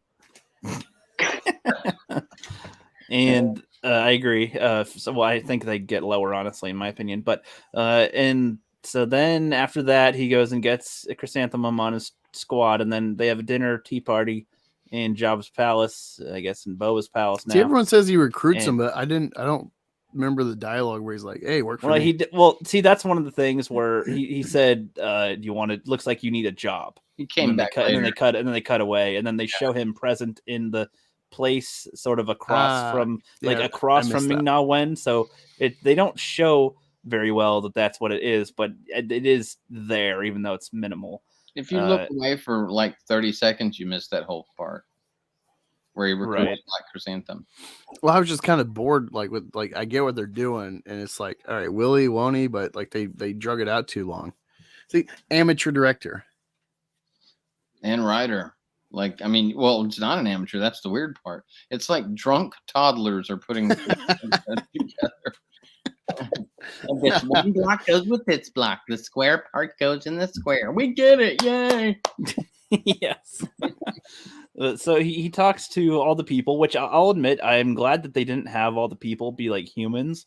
Kind of annoying. There are couple different races that have little sectors of some of the towns, I suppose. And he's like, "Yeah, let's all work together and be friends." And they're like, "Why the fuck would we do that?" And he's like, and Ming-Na Wen does a whole, like, again, I kind of hate the dialogue that they choose for a lot of it. She's like, "You guys were with Boba, and then Tuna came around, and blah blah blah blah blah." Yeah, it sounds more like it's for the audience. Yeah, it's like we already know. Yeah, like this is probably information they know. Can you present it in a way that isn't like so blatant to us, so it's interesting? I don't know. And then they're like, Boba can do that as well. Is the whole point of that? And it's like, okay. And they're like, well, I don't know. The Pikes are cool, I guess. And they're like, can you team up with us? They're like, no. Well, can you like not be against us? Okay. And then there's in the middle of that, there's like the Rancor tries to claw through the gate, I guess, and feeds them a little food, and they're all pissing their pants for it. And I was thinking when he did that, he would have to have grown quite a bit. I don't think he can reach up there, can he? Yeah, it seemed like it was pretty high, but yeah, I don't know. Just me, just a little. He's got thumbs. He could probably, climb up steps to do that. It seemed like it was like direct, like not near the wall though. Like there wouldn't be any steps for it. But regardless, it's okay. He does that, and I'm like, I guess you don't know fine. how high in the pit he is. I just don't get how that's intimidating though, because it like the implication was, what stops us from killing you, and then that interrupts, and then it's like, okay, so it's under us. How does that stop us from killing you again? I still don't really. That wasn't answered. It was just interrupted. I don't like. So if they kill Boba, what is the Rancor gonna do? Just be in the cage down there? Okay. Like I don't. No, I agree. It seemed like a dumb threat. I thought that the Wookiee would have been more of a fucking threat. Like he's behind them. It's like, ooh, okay, I don't want to be near him. But I don't know. And then so they agree that they won't be against him, essentially. Did you get like I don't know, what were you guys' thoughts on it? I don't really have much more to say on that. It's kind of odd. Well, what it's funny, like all this happened up to this point, and the part where the part that I left this morning, walking away from the show and remembering in my head was him just absolutely obliterating that biker gang ruthlessly. And so I think that's why how they're trying to get certain people, they're thinking about different demographics. It's so corporate. Everything is so corporate with Disney. So I think they're saying, okay, well, this group, we're going to have this scene where this happens and they'll like that. And this scene with this group will like that. And then this, and it's for every single scene, they're mapping out what an individual type of, race or sexual orientation or, group will like. That's what it feels like to me. Because the one I left, thinking of was this brutal scene where he just blasts him. That was the closest thing to me remembering Boba Fett. Anyway, that was more of an overall thing. But yeah. Sorry. He should have did like Boba Fett intergalactic lawyer, then like he kills all those guys. It's like case closed. I like that. I don't know, man. Like, so the whole it was a fine scene, with the meeting of the guys, the city area holder people, whatever. That was fine. I mean, it could have been in the beginning of the episode. Would have been skip a whole bunch of bullshit just to get there. Yeah. Would have been great. I guess I still just don't get. So are they all just regular rulers or crime rulers? I don't get any of it. Like they just we like spice. They were And part of the family of Jabba, and his syndicate, so to speak, or his, outreach of, bad guys that helped him do stuff. They were captains, if you will. And they ran individual small. They would send tributes up to Jabba in their little pyramid scheme. And Bubba wants to do this again, and they're thinking, well, we're doing just fine with the Pikes. Why the hell we want to help you? And I think I speak for you guys too. You know that one of those, maybe that one guy who's like, why should we do it? That guy's gonna totally betray Boba Fett. I mean, totally. Yeah, I feel like this whole setup was false drama. This whole setup here, but yeah. I don't know. Like, what was your take on this, Angus Anguloid? It was all right. It's whatever.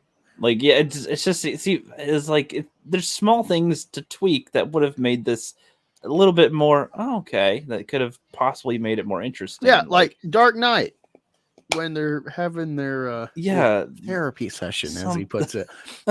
He pops in, he takes over the shit.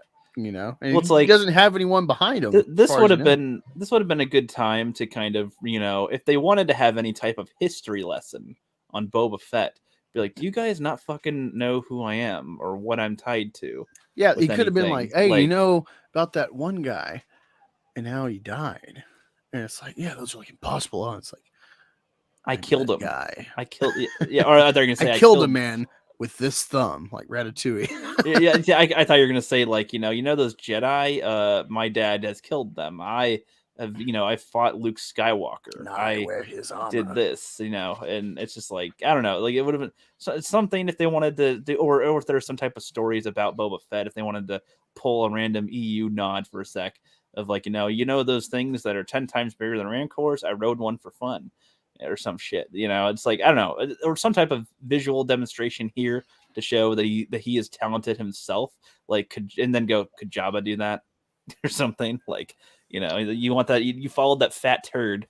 Why wouldn't you follow somebody who's capable themselves? Like, I can actually assure more of your safety, compared to fat fat fucking blobs.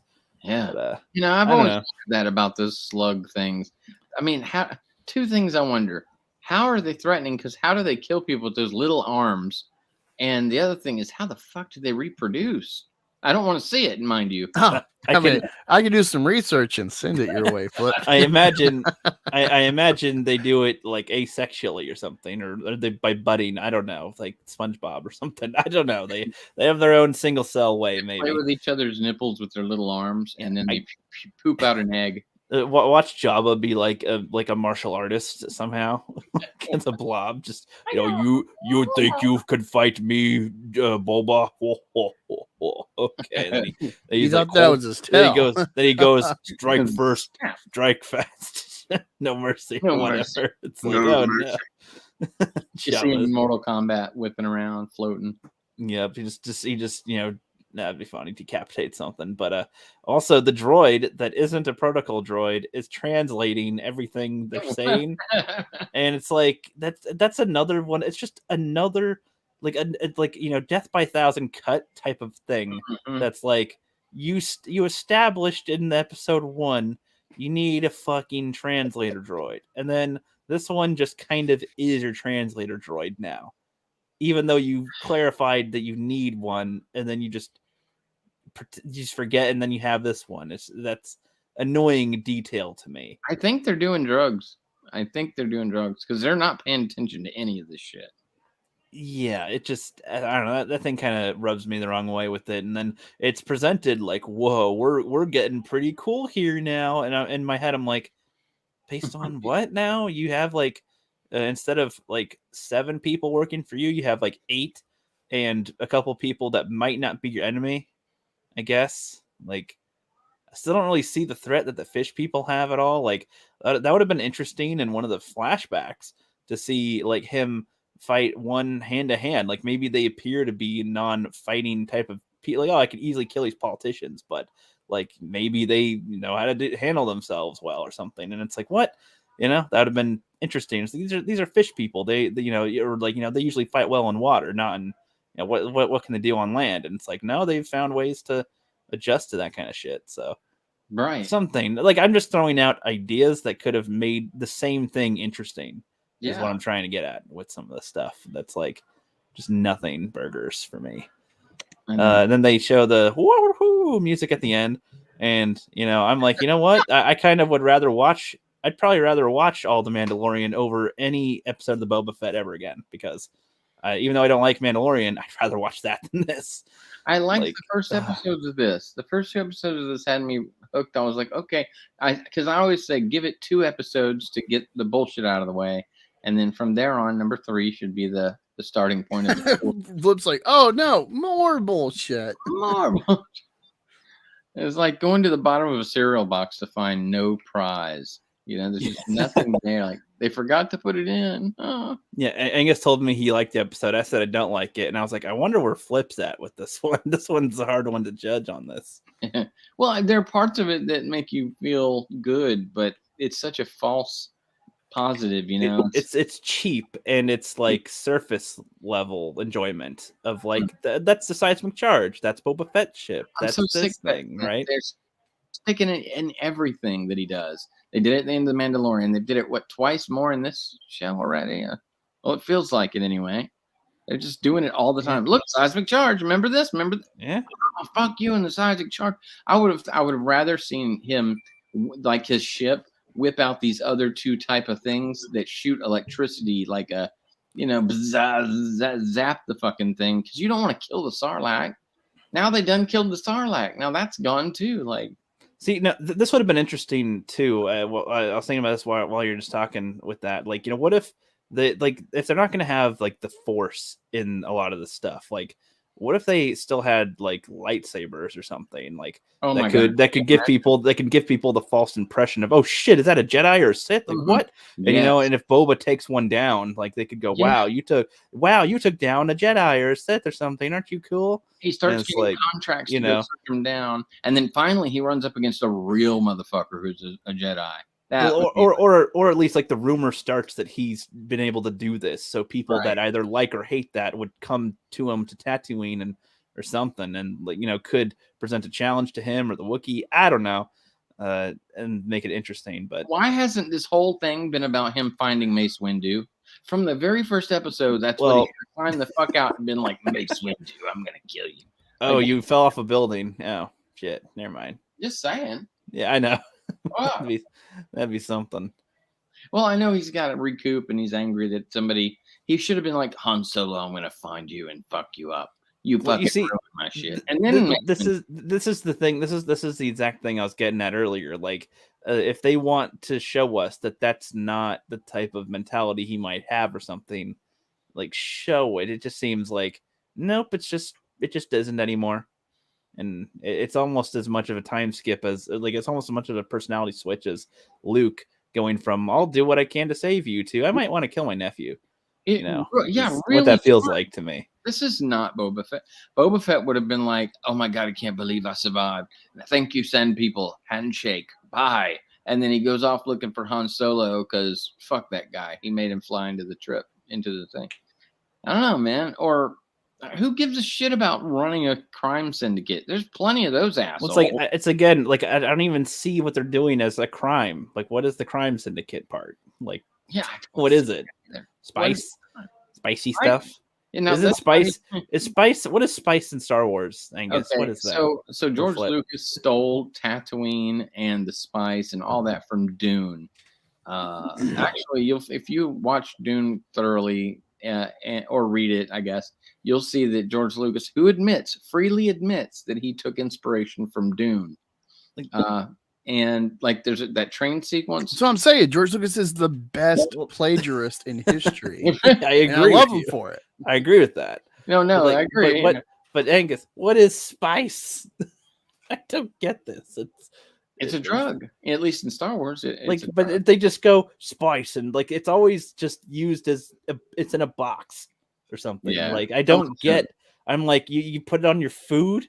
and it's like a crime because it tastes so good, like or what? Like what is this? It might just be like weed, thing? and it's like legally a crime in the Republic.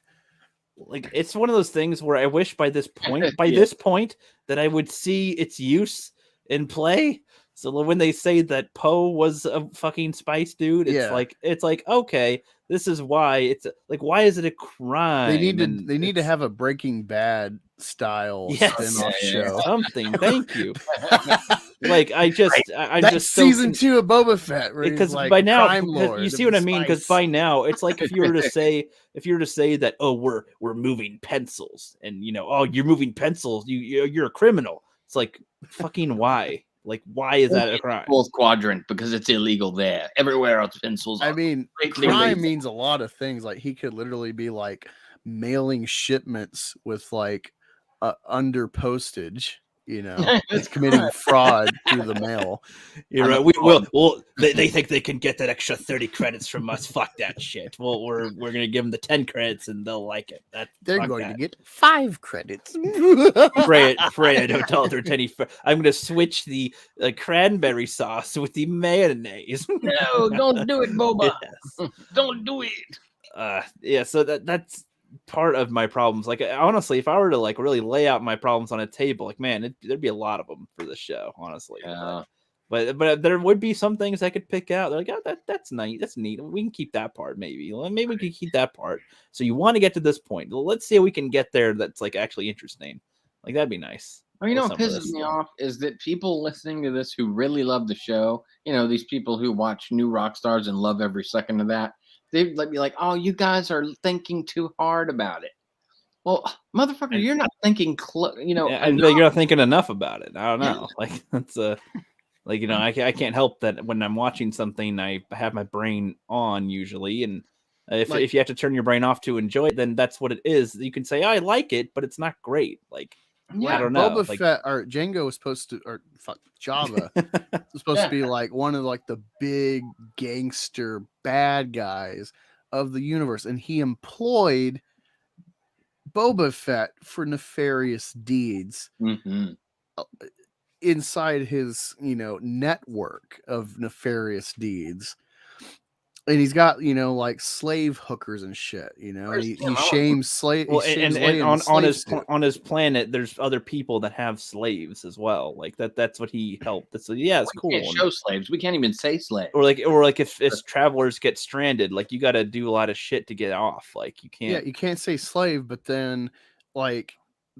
You got this madam at like a brothel casino cantina thing with you assume the other Twi'leks are whores. Yeah, I'm so confused on this whole setting, and it's like I don't get this planet. It doesn't feel like it's even Tatooine, really. It's just another desert. Like I don't even know. Yeah, like this when you go on episode 4, it feels like you're on Tatooine going in the city. Like this is lawless. This is the Wild West. Like there's no marshal to maintain order. Like a little you bit. get killed in daylight. No one cares. No one's going to like seek justice for you. There's no law. Yeah, they don't accept Republic credits. And it's like, oh, we got to maintain order and like lower your water prices. Be nice to the community. So dumb. Like, this is the Disney problem.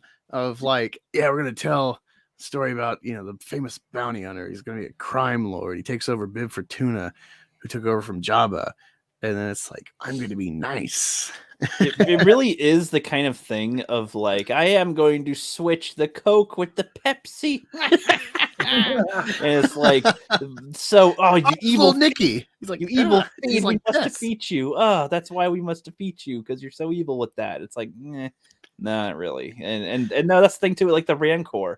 Like you could call it some type of advancement to what the species are, but honestly, I don't know. I'm like, can't just some beasts want to just eat and fuck instead of like, oh, they're like so just be mindless, animals. Yeah, like I see it as like if you're nice to the Rancor, it might like be loyal to you, I guess, but like that's about it. Like no different than like a dog as far as loyalty, or a horse, like or a fucking tiger, dude. Yeah, exactly. Like, okay, it knows that you feed it, so it might not kill you, but like it doesn't mean that you should be totally cool around it either. Like, kind of be ready to, you gotta have a way to knock that out. But also, I think it's honestly, I think in the Star Wars world, it's kind of retarded to go, I want to ride a Rancor. It'd be cool in battle. Because, like, I feel like You have spaceships. unless it's got armor like the fucking trolls and Lord of the Rings, this is easy.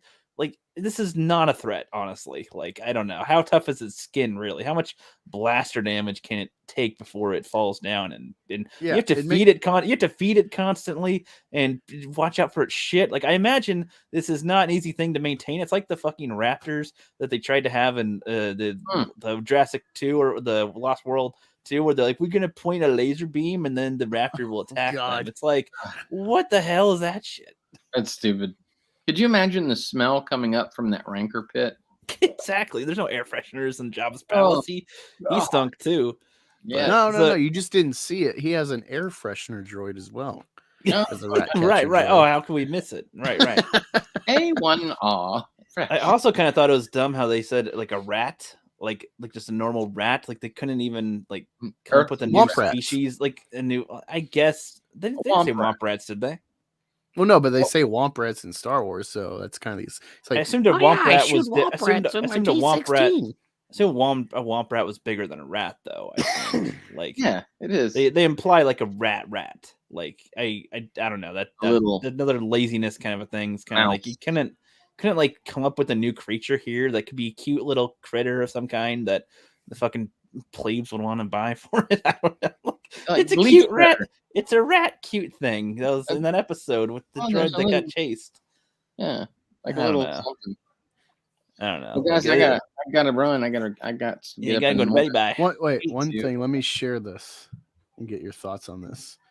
Sure. Boom, boom. All right, Latino Slant came in here for a sec. I think he's looking for Tom on FANZCENE's channel right now and on the physical media show. I think that's where he's at. And ETEP, congratulations, buddy, is at 1 K. Did he get it? Oh, yes. Yeah, I posted a sub alert thing. I saw a couple of other people doing that the last couple of days, and he was like 5 subs away. I'm like, oh shit, we gotta get on that too and try to spread the word. So he's at 1K. That's awesome, man. Here's the tab. Let me screen share. All right, you should be able to have the power to do it. Yeah, entirely yourself, Anguloid. All right, here we go. Excuse me, Director. I was hoping not to say as much as I have already in the first 2 episodes.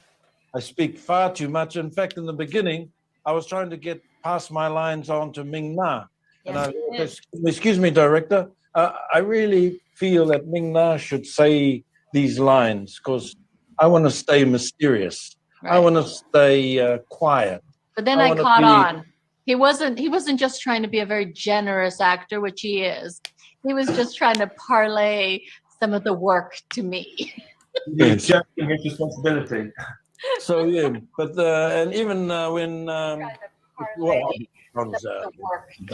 one of the key writers, so and so sometimes I'd always say, I think this is too much. I think this is too much. Then I'd go to what's the other guy's name? Noah. I try and get. Noah, yes, Noah. Mm-hmm. I remember, of course, John actually went away to Atlanta, so I rang Noah that night and I said, Noah, the scene tomorrow, I'm talking too much. This Boba doesn't talk this much. Look, I've got all these paragraphs here. I think we should get rid of it. And John's gone to Atlanta, so don't tell him. And then next minute that morning on set, I get a call from Atlanta. John wants you to say all that dialogue. Oh my God. Wow. At least Boba knew. At least he knew. He's talking a little too much. Thank you. First of all, though, Angus, it's a crime that you don't have dark mode on your Twitter. White mode is no. It's too bright. No. Yeah, no, I think I got dark mode on. Yeah, I got dark mode on my phone. I don't know how to change it on a computer. I will tell you later. But I can say this about that. Tamira Morrison has been a big fan of being, Jango and Boba Fett. And sounds to me like he had a better beat on the characters than the writers and directors. Yeah. Agreed. That makes me happy because now I don't have to hate on him, quietly when I'm going to sleep cursing the show. I'm not cursing him. Yeah, he wanted different. He's like, he needs to not talk as much. Thank you. That would have been nice a little bit, But all right, yeah, that's what the director said. So he's doing his job. So I gotcha. Well, thanks for bringing that, Angus. I really was. I would have I don't know how to do all this baloney, and even if I did, I don't have the time. So I'm glad you brought it. Yep, that was cool. You got anything else you want to say before you head out, Flipster? Oh no, I mean plenty to say, but I guess I got enough out for everyone to know that I started out loving this, and it's turned into a real hate fest. And I hate that, guys. I really do. I know that all of us really want to get together and talk about how much we really enjoyed the shit out of something really cool, especially Star Wars. But it doesn't look like that's happening anytime soon. And as far as where this is going to end up going, I think, oh man, whoever they bring in, they're talking about, this could happen, that could happen, Cad Bane, or I don't care anymore. And it's cameo bait. That's all they're for. Yeah, I feel like they're gonna blow it. Like I don't want Obi-Wan Kenobi to come out. I don't want that to come out. I'm scared to death for that to come out. Do you want to see him fight Darth Vader again? Oh, I have to. Well, Deborah Chow's a much better director. What we've seen in Mando than Robert Rodriguez.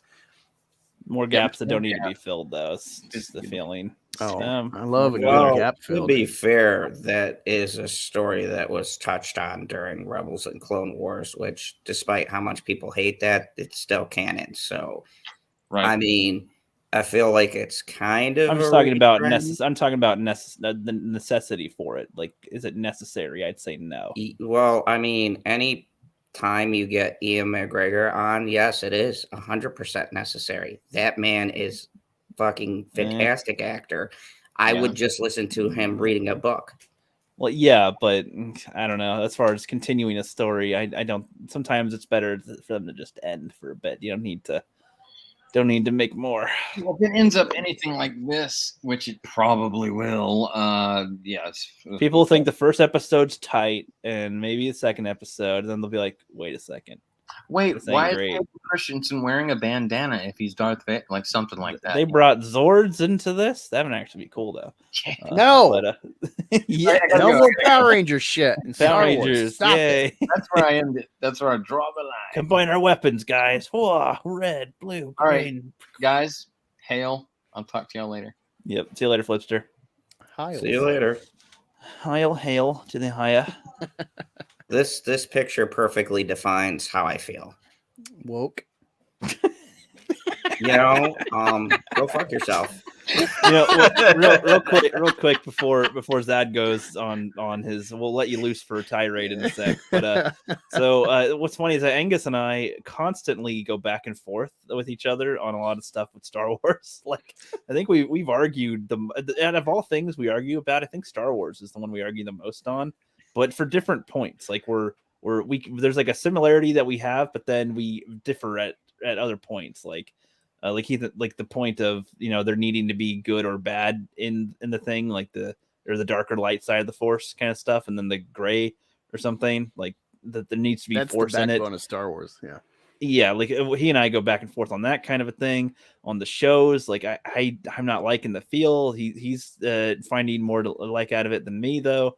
And like we'll go back and forth on this stuff, and I think like he'll say it like Rogue One is probably the best of the Disney stuff. I phrase it like it's the worst. It's the least worst of the Disney stuff, which is a more negative kind of, like, it's not a compliment to it. It's like you're the least of the shit. Congratulations, But like we go back and all this stuff. But honestly, I do value. I freaking love our conversations with it, though, because it doesn't feel like it's like we're not trying to do something with it. We're just we're not trying to do it just because we don't like it or something.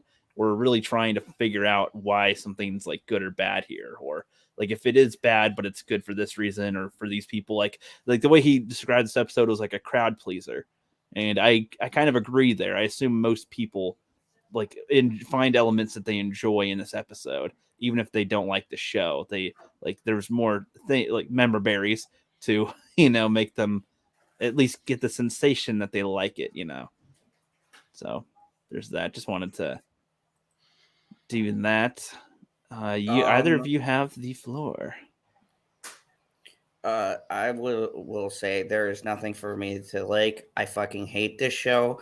I fucking find it weird. I went from an actual decent show to this shit, so now I'm angry again. Thank you for everybody who goaded me into watching this.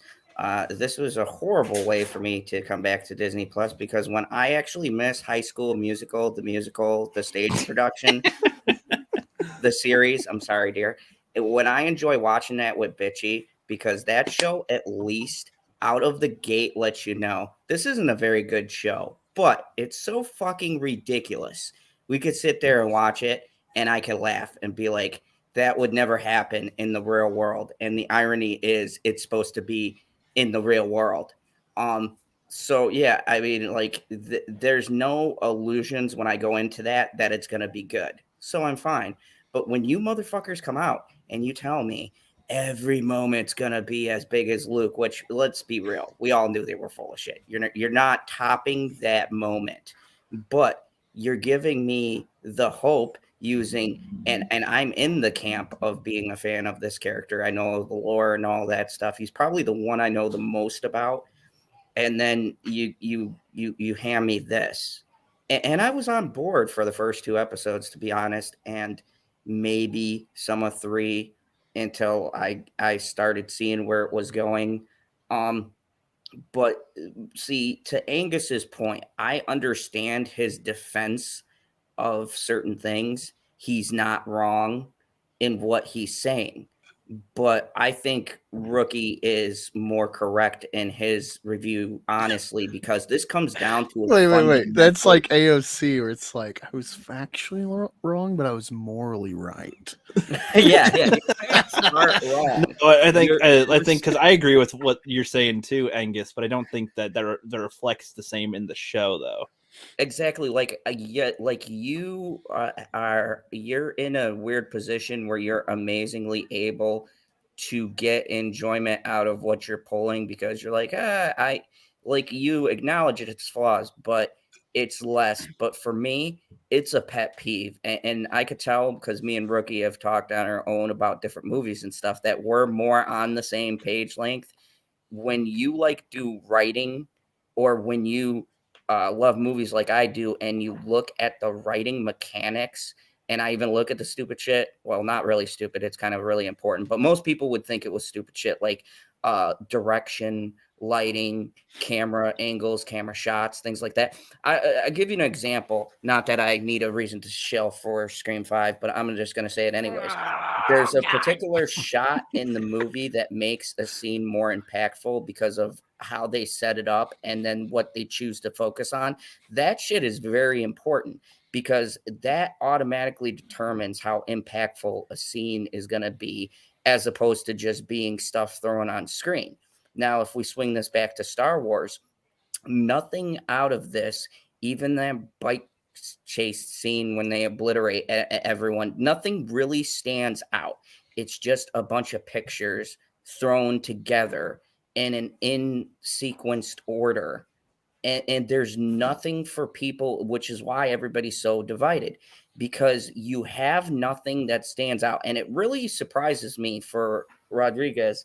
I know, Angus, you're not a big fan, so yeah, I got it. You don't like him. But one thing the man does well, one of my favorite action movies is Desperado. And some of the shots in that and the sequences are just absolutely outstanding. From Dusk Till Dawn, one of my favorite movies. Great camera work, great shots. Here, it's just like the man has lost his ability to do any kind of good establishes shots, frameworks, character development, setup, anything. And look, spoiler alert, Rodriguez is not known for his storytelling abilities or to be able to set things up, but he's good at fast pace, so the audience doesn't pick up where the flaws are. But it's different in television. When you are making a multi-layered shows that's episodic, when you mess up, it is more apparent to audiences because there's not a lot of ways to distract the people who are watching it. Like in film, if you have an hour and a half movie and you fuck up 2 or 3 times, you can easily hide it. If you're a good director, you can hide your flaws and people kind of be like, well, you know, this and that was off, but, you know, at least the rest of the film kicked ass. But if you're talking about 7 episodes and people have time to sit on them for a whole week and break down and analyze every single little thing, especially with Star Wars fans, then it's going to become apparent where your lack of ability is very clear, and people are going to be able to hone in on it. He was a terrible choice to direct a long form show. I don't understand the decision because he's not that kind of person. He does quick action scenes and he does them well, but anything else beyond that, it's very apparent he can't do it. He can't set up a structure. And I'm really surprised with John and Dave, the way that at least they can set up long form storytelling, that nobody's sitting here looking at these fucking shitty scripts and this even shittier camera work and everything and going, hey, like, this shot is not that great. This doesn't really add anything. Like, even the action in this, it's very, very choppy. It's very muddled. It's very, in some places it's really mute. Like there's been no unique fighting with anything. It's just generic fight.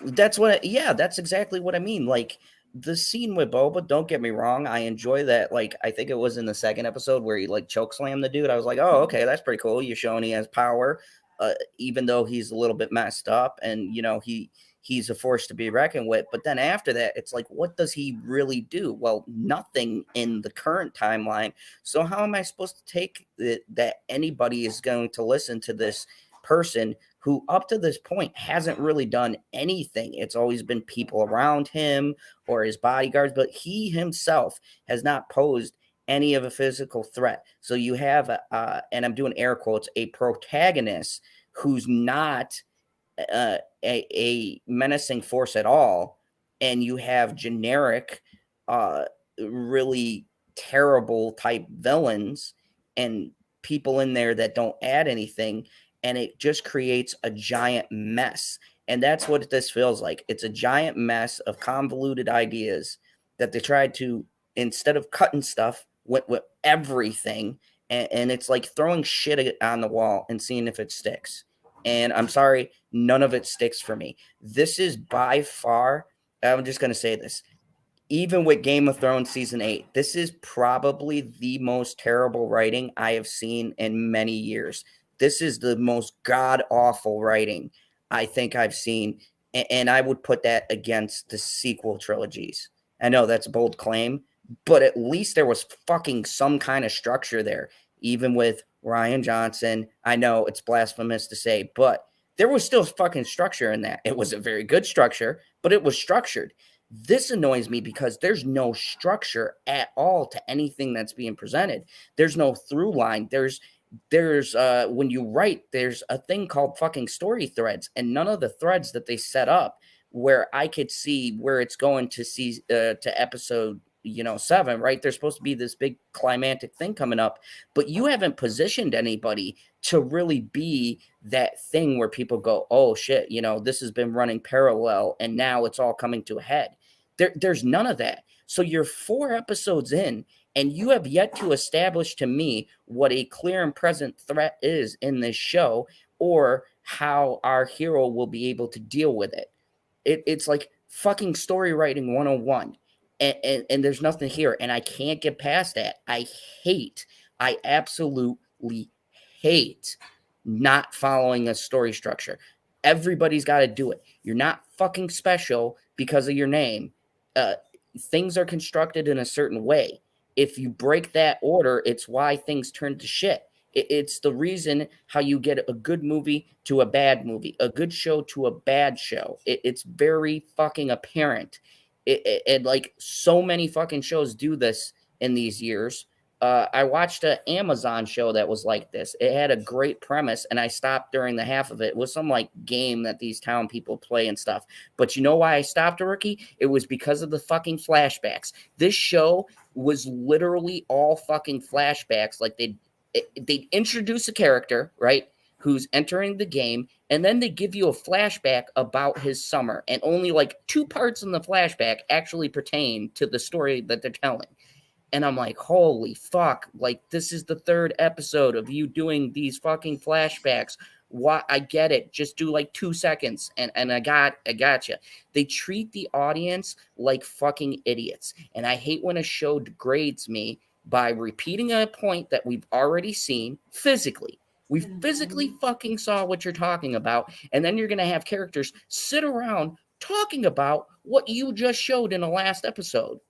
And what that shows me is you have nothing else to put in the time. So to pad it out, you throw in a pointless piece of dialogue or a useless scene just so you can fill the 54 minutes or whatever the fuck the time limit is, depending on the episode. It's poor structuring. It's poor story writing. It is lazy. And it just feels to me, not that people didn't give a shit, but that they're all fucking lazy writers. They're lazy and they don't want to put in the work.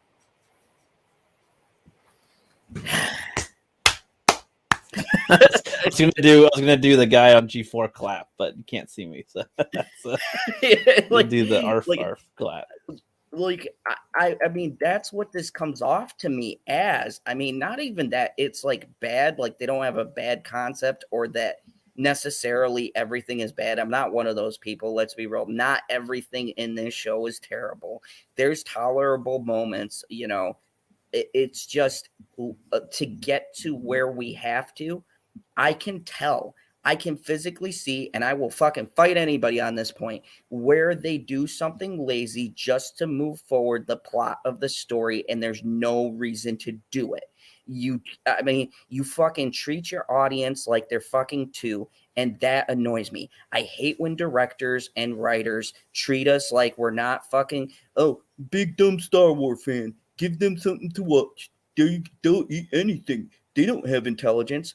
Newsflash, this community is probably the fucking smartest community. You literally have people who do Easter egg videos and breakdowns, and they find shit that I didn't even realize was in it, okay? So if that's your audience, it probably stands to reason when you do a stupid fucking thing, like have a conversation about a scene we literally just fucking saw, they're probably going to notice that. God damn it. Sorry. Thank you. That's all it just... That's my thing. I mean, I hate being treated like a moron when I'm watching a show. It is the most infuriating feeling that you can have as an audience member. And I know I'm not the only person who has made this point. Like, I don't care about the lore. I don't care whether it feels like Star Wars. I'm okay with taking chances.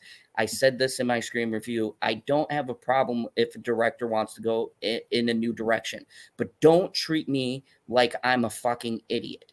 If you're going to go in a new way and you want me on board, then treat me like I have fucking half a sense to figure out what you're telling me. Yeah. Angus, your response? I was just listening. I don't have anything to add. Like, I mean, honestly, Angus, being real with each other.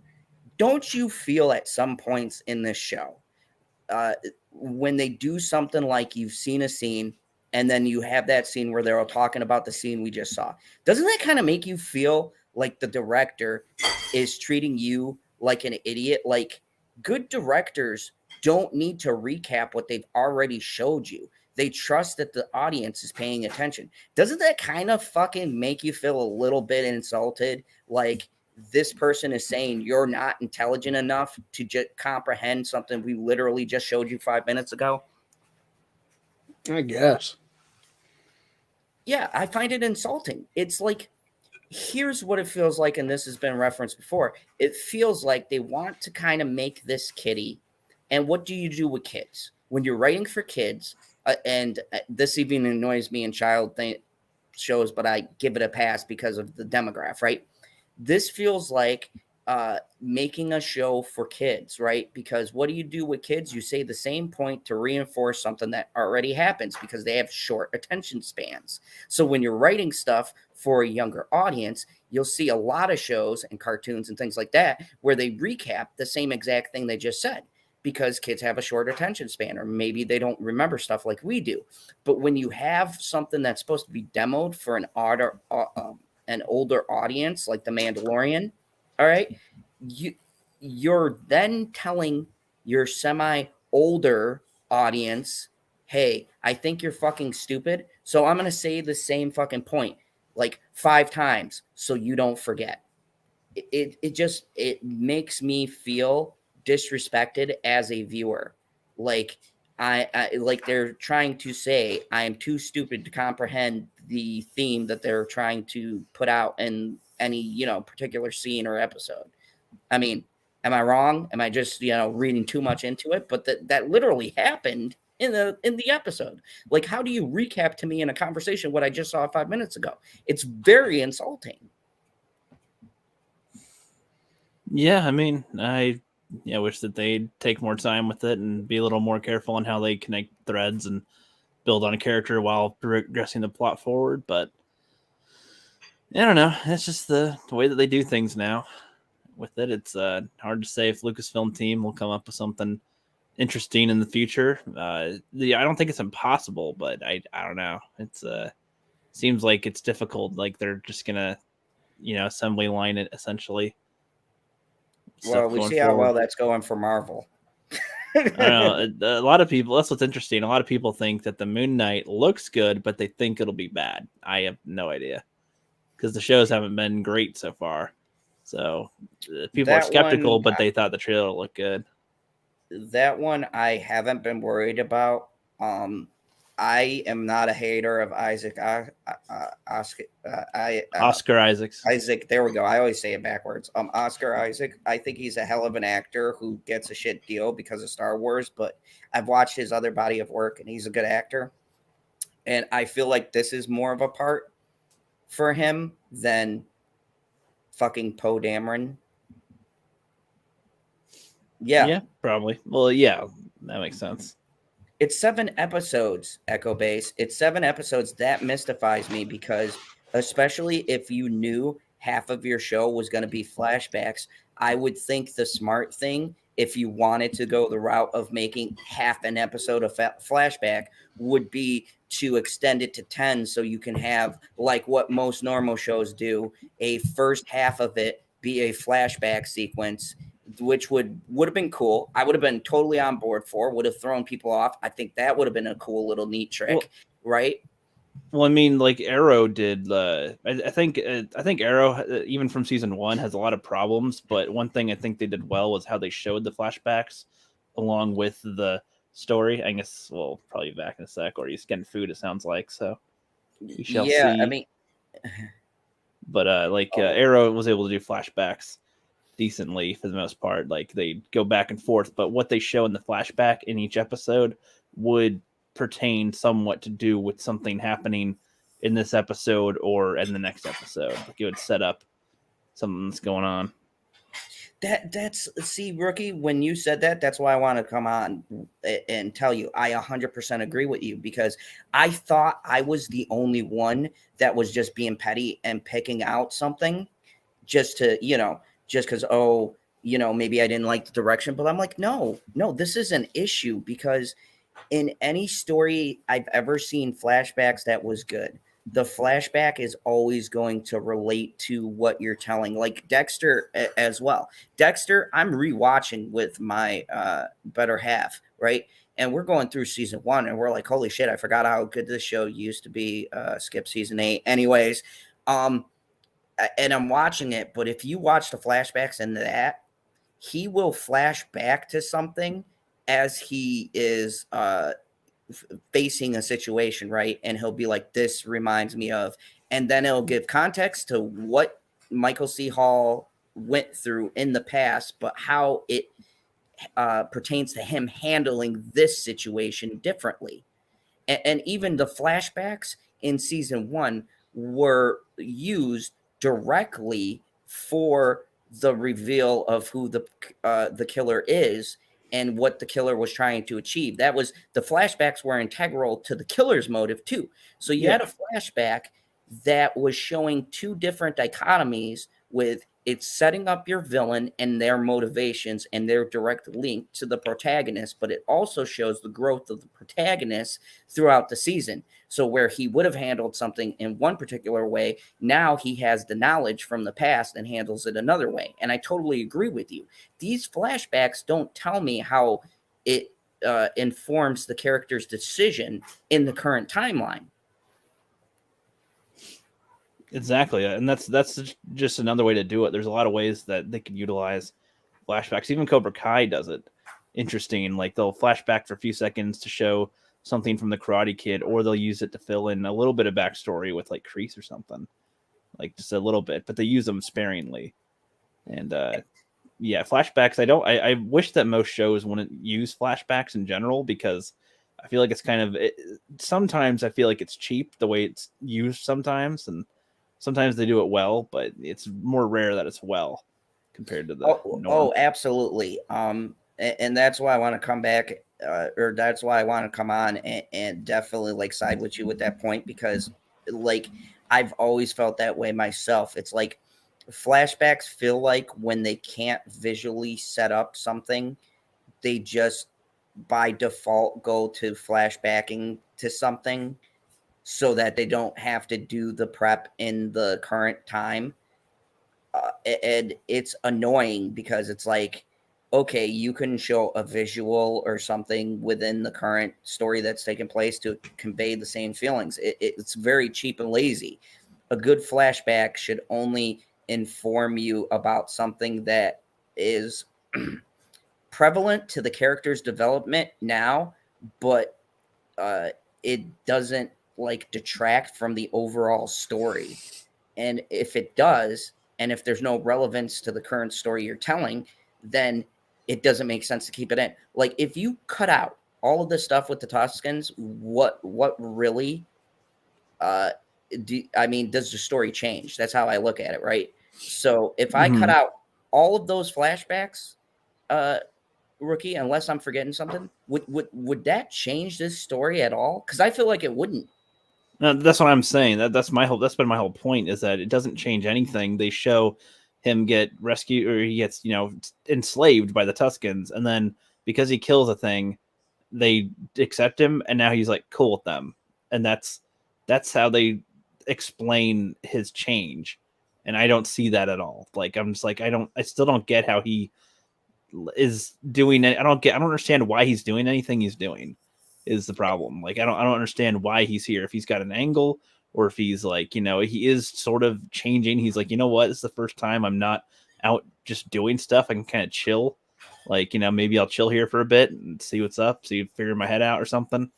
I don't know. But like, they don't really show that that's anything going on or anything. They have him talk so much, but what he says is useless most of the time. It's like, it's dialogue where you don't even need to speak dialogue.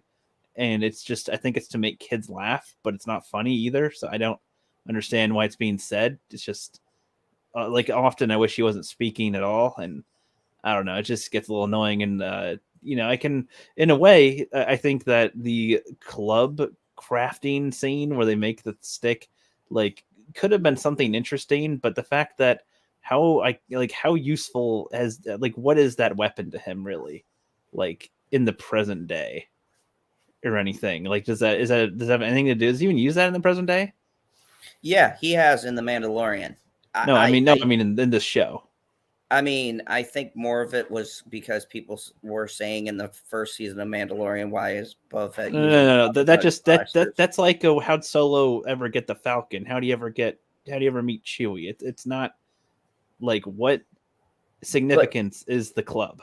That's the whole problem, right? Isn't it that the stuff that they are putting in is stuff that we don't really need, and the stuff that they leave out is stuff that we need to know. And then on top of that, this show, and this isn't just this show's problem, so no one comes on here and goes, oh my God, you just hate the show. No, this is a problem across the whole franchise in general, and really with Disney shows in general. Yeah, I'd say lots of movies and media have this type of problem. I mean, well, that's been my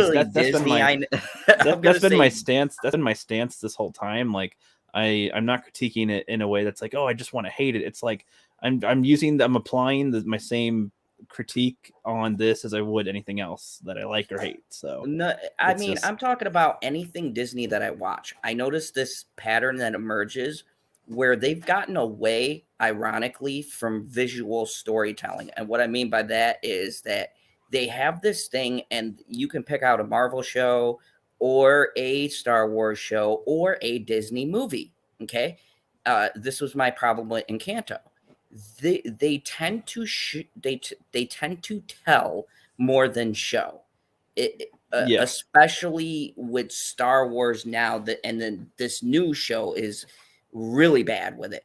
It's that instead of giving visual cues, they go more towards speaking about it. And yes, you can pick this out in any movie. There's probably a ton of movies that do the same thing, but it's really apparent, especially in a television show where you have longer time to sit with it, where you could see that they've just given up on the concept of just showing something, because they'll show you something. I'll be like, oh, that's a cool shot. Or, oh, nicely done. You moved along.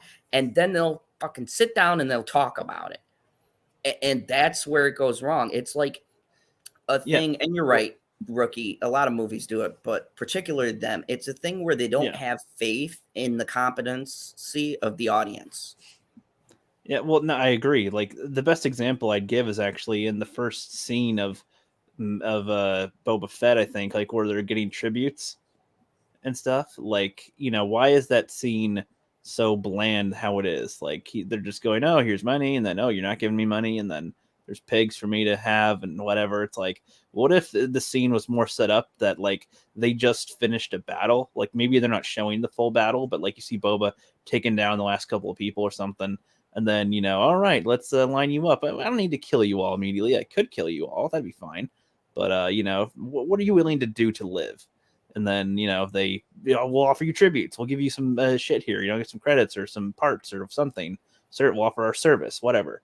Like something like that would have been interesting to show the same type of scene that they show in that episode. But it'd be more... like there'd be more to a point that he's trying to establish himself, and he's, there were, and that it implied that these people were trying to take his throne or something, like, so it's like, wow, so there's discourse, he handled it, they're scared, now he's got them to work for him. Then they show the pig guards, and after they said that they kept on fighting after both of their old masters were dead, he should have went, oh, well then they're not good guards, are they? Don't fucking hire them. Have them put them in the kitchen to either be cooked or to cook, whatever, like something, because they can't fucking guard for shit. Like, that's my thought. I was like, I would fire them. You're bodyguards. Fuck you. You guys suck. Both your old guys died. You're gone. I'm not gonna die with you. If I keep you all around, I'll probably get killed.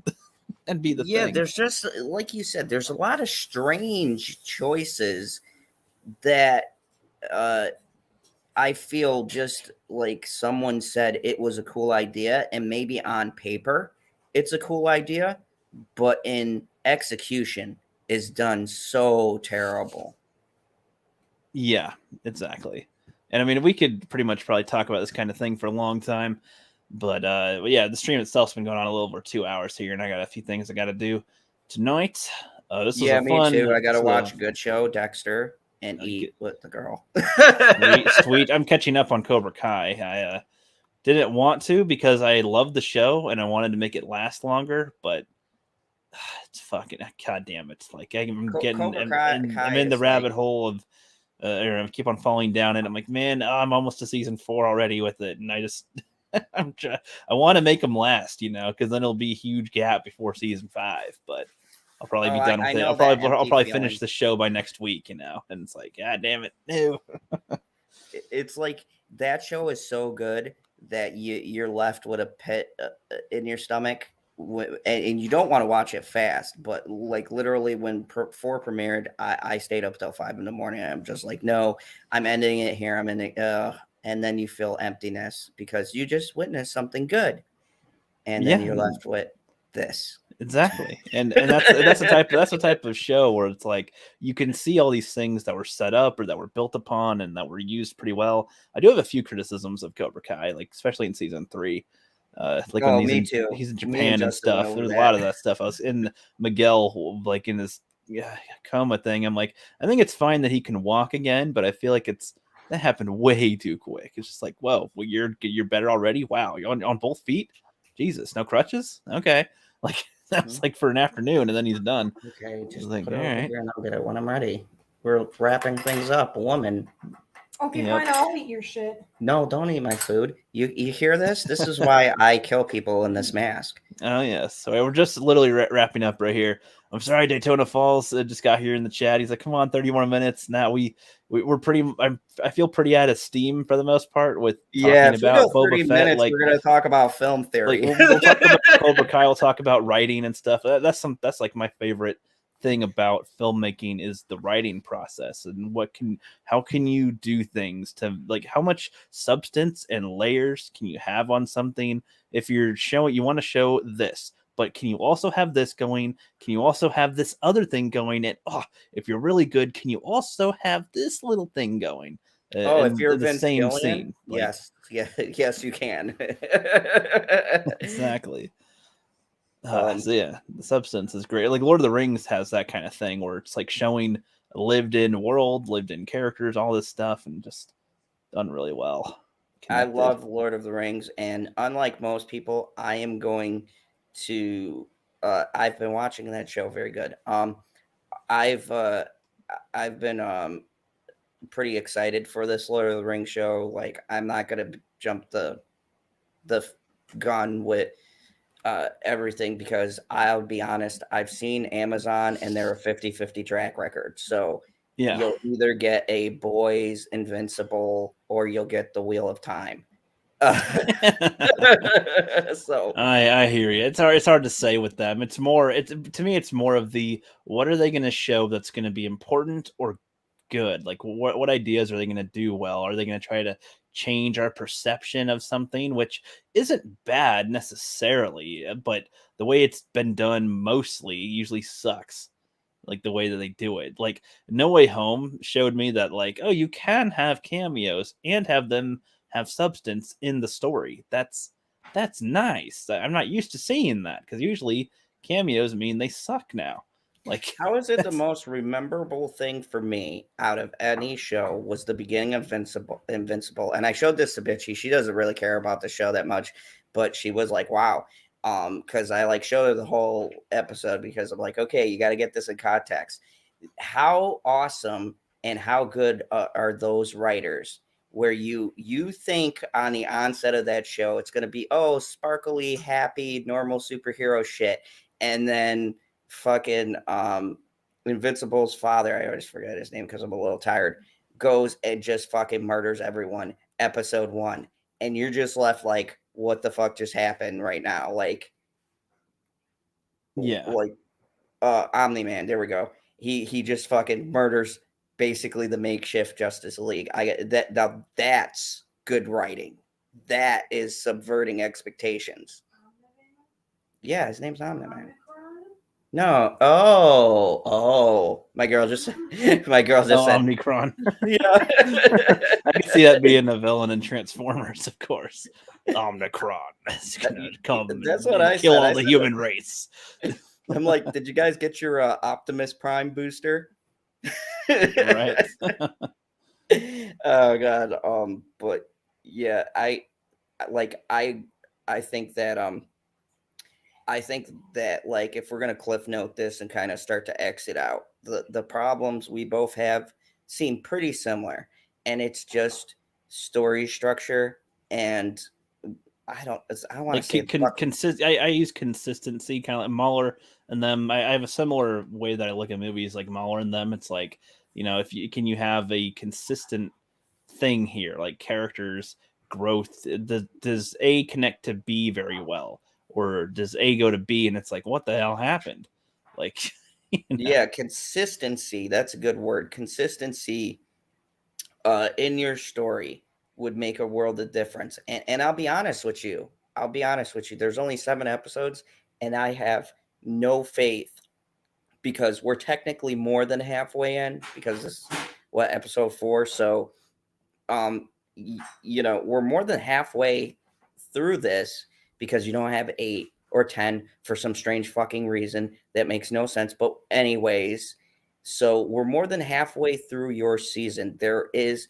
And that's why I quit on 3, because I was like, there's no way that I could see unless something really fucking miraculous happens that turns it around from here, because your story is so far along and clumsy at this point that I can't see a world where this actually sticks the landing. I can't see it. It just, there's too many inconsistencies for it to really 100% pull together. Now, I think the best hope is that it does at least 50% of whatever the fuck they're trying to do well.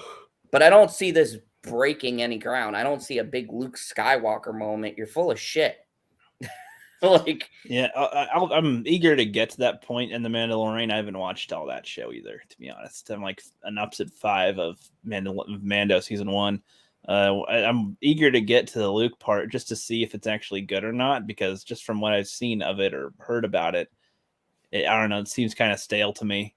But it's really good. I think the setup is more of where the payoff is, but you'll see when you get there. It's very well. It's like night and day, this show and Mando, because and I'm pretty sure I can guess what parts you don't like, because they're probably what I didn't like. But for the most part, this show does, Mandalorian sets up a lot of things much better than this show does. I mean, there's still the usual suspects and things like that, but there is enough of a foundation to where everything flows nicely. Whereas this show, they haven't built it on any really good foundation except for the cameo scenes in season 2. So you're building a whole entire world, and I think, like someone else said in the chat, it's very rushed.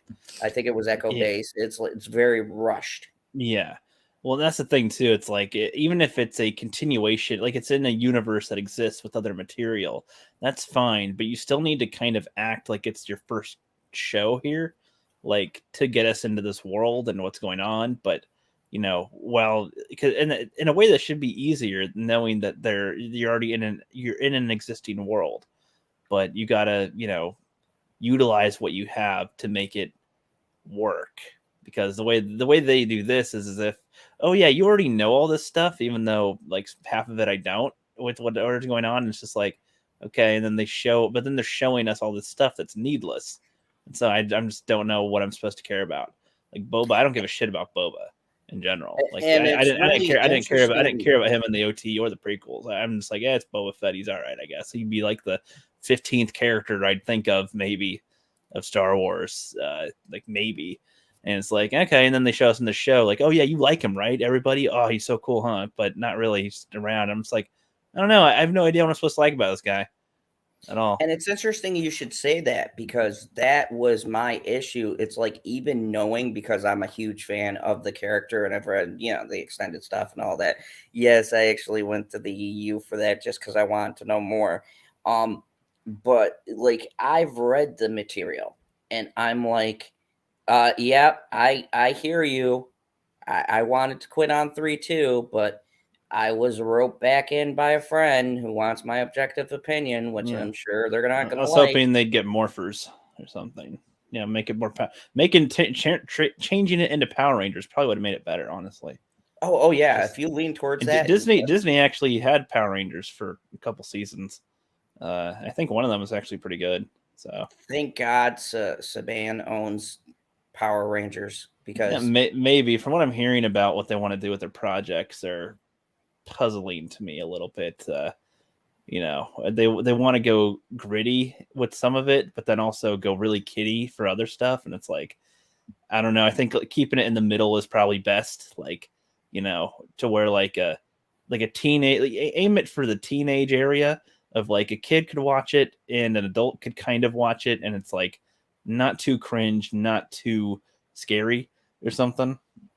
Would probably work. I felt that in the movie. Unlike most people, I liked the movie that came out. Most people obviously did not, but I liked, me being one of them. Yeah. Yeah, I liked the themes of the movie, and even most of the characters. Yeah, there's moments. Some of the characters were all right, except for the Yeah, Black it was Ranger. just He's like kind of lame, but yeah. They didn't quite hit their stride, but I have more faith in those projects than I do in this. Yeah, I feel like any of like those can salvage themselves, and actually they've done that. Where like they've had even bad seasons of Power Rangers, but then they'll pull a character in or something and like make them do something interesting. And it's like, wow, that was nice to see. Okay, cool. Yeah, it's like I'm a Power Ranger fan again. You know how many times I quit Power Rangers? Yeah. Like I'm like, no, I'm done. And then Gold Ranger comes and everyone in school is talking about it. I'm like, I'm not going to do it, Power Rangers, you broke. And then I'm like, well, fucking time. That's what's funny too, is like a lot of the earlier stuff, most people reference Mighty Morphin Power Rangers, but it's like, or Zeo and Turbo and in space and stuff. And it's like, those are fine at best, but like they have better seasons later, honestly. So not saying that all the not saying that all the recent ones are good. Fuck no. But there's like, Time Force, Jungle Fury. Jungle Fury is probably one of the better structured ones of them all. Time Force was good because it was so bleak. Yeah, I'd say Time Force was the most adult of them all. Like that one has a lot of, death and like passion and like, like it has actual discrimination portrayed well for Power Rangers anyway. Like, it's not, with robots, mutants, humans, all this stuff, and rich and poor, father, son. There's a lot of those elements that are really well there. I rewatched the episodes because someone wants me to do a Power Rangers review, and I even said like I'm coming to the conclusion where that might actually be my favorite season, because I said I don't know what the fuck happened in the writing room, but for those particular seasons, they really were like, okay, the audience is grown up now. And they tackled some shit where I'm watching it. I'm going, wow, am I actually feeling emotions about this? Like, this is a fucking Power Ranger show. Did they just fucking end it where like everything's bleak? even better, if you saw in the next season, the Wild Force. Wild Force was mixed bag of there's some good, but it's like more corny than good. But they even had like Rancic and stuff come back and do more with his character, and it was like, are you fucking kidding me? This is done so well. But if you want to talk Power Rangers sometime, man, I'm getting into it a little bit again to look at it. I'm looking at them from a writing perspective and like from the past as well. So like I'll be diving into some of them. And I did one video on my channel recently talking about the top 4 that I recommend people watch, mostly for the skeptics that think it's stupid or that grew up watching Power Rangers and MMPR through in space. Like that go, oh, the new ones are going to be dumb. It's like, no, sit down. This is like, again, but there are some dumb shit in it too that I wish was better. But for the parts that are good, considering what it was before, that's such a step up. Like, it's like, wow, you got this quality and this type of a show that's corny for kids. Like, that's impressive. Nice. It's like one of those shows, if you look past the special effects and some of the like the Sentai-isms, the Japanese isms that happen with it. Yeah, if you look at the decisions and some of the choices with the martial arts and things like that, and just look at it from a storytelling perspective, I could say like a good majority of the arcs and things like that they take, it flows narratively pretty well.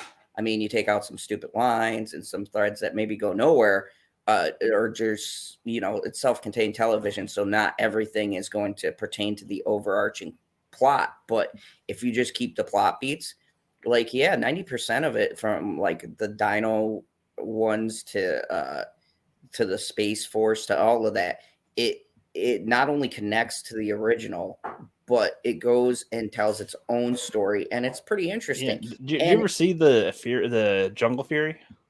Oh yeah, I like Jungle Fury. I thought that was pretty good. They probably had like the best villain arcs, I'd say, like dynamics with them. It was ever changing. It was ever changing. They had the stuff with Jared actually still coming around, and like Casey, the rookie, like working his way through and struggling the whole time. Like those are a lot of elements that was like, wow, this is interesting. Like honestly, I'm like, I don't really care about the fight scenes. Just kind of like seeing the character stuff that they're doing. I know, it's really strange, and it's like it's funny that they're now trying to take a new approach to telling their stories and being so blunt with wanting to talk about racism and all of this stuff. But Power Rangers already did all that shit. They did it from the smart start. way. From the start, yeah. Just like it was always a part of the thing without shoving it in your face ever, really. Oh man, but now we could talk about this a long time. But save it for another stream, I guess. We're almost going another half an hour for you like that Daytona. You like that Daytona? We went like a little longer than that we were going to here. But yeah, thank you all for joining us. Angus had to dip. He's going to sleep. He's got to work tomorrow, I think. So he dipped out for bed. That's why Flip dipped out earlier too. And yeah, thank you everybody for coming by. Sherry was by for a bit. Echo Base, Daytona right here. Got who's this other one in the chat? Rue Drunk 2. Or are you drunk too? Okay, I got you. Took me a sec. I was like, what? And yeah, thank y'all for joining, and we'll be back again for more bibliography fent next week. Yay.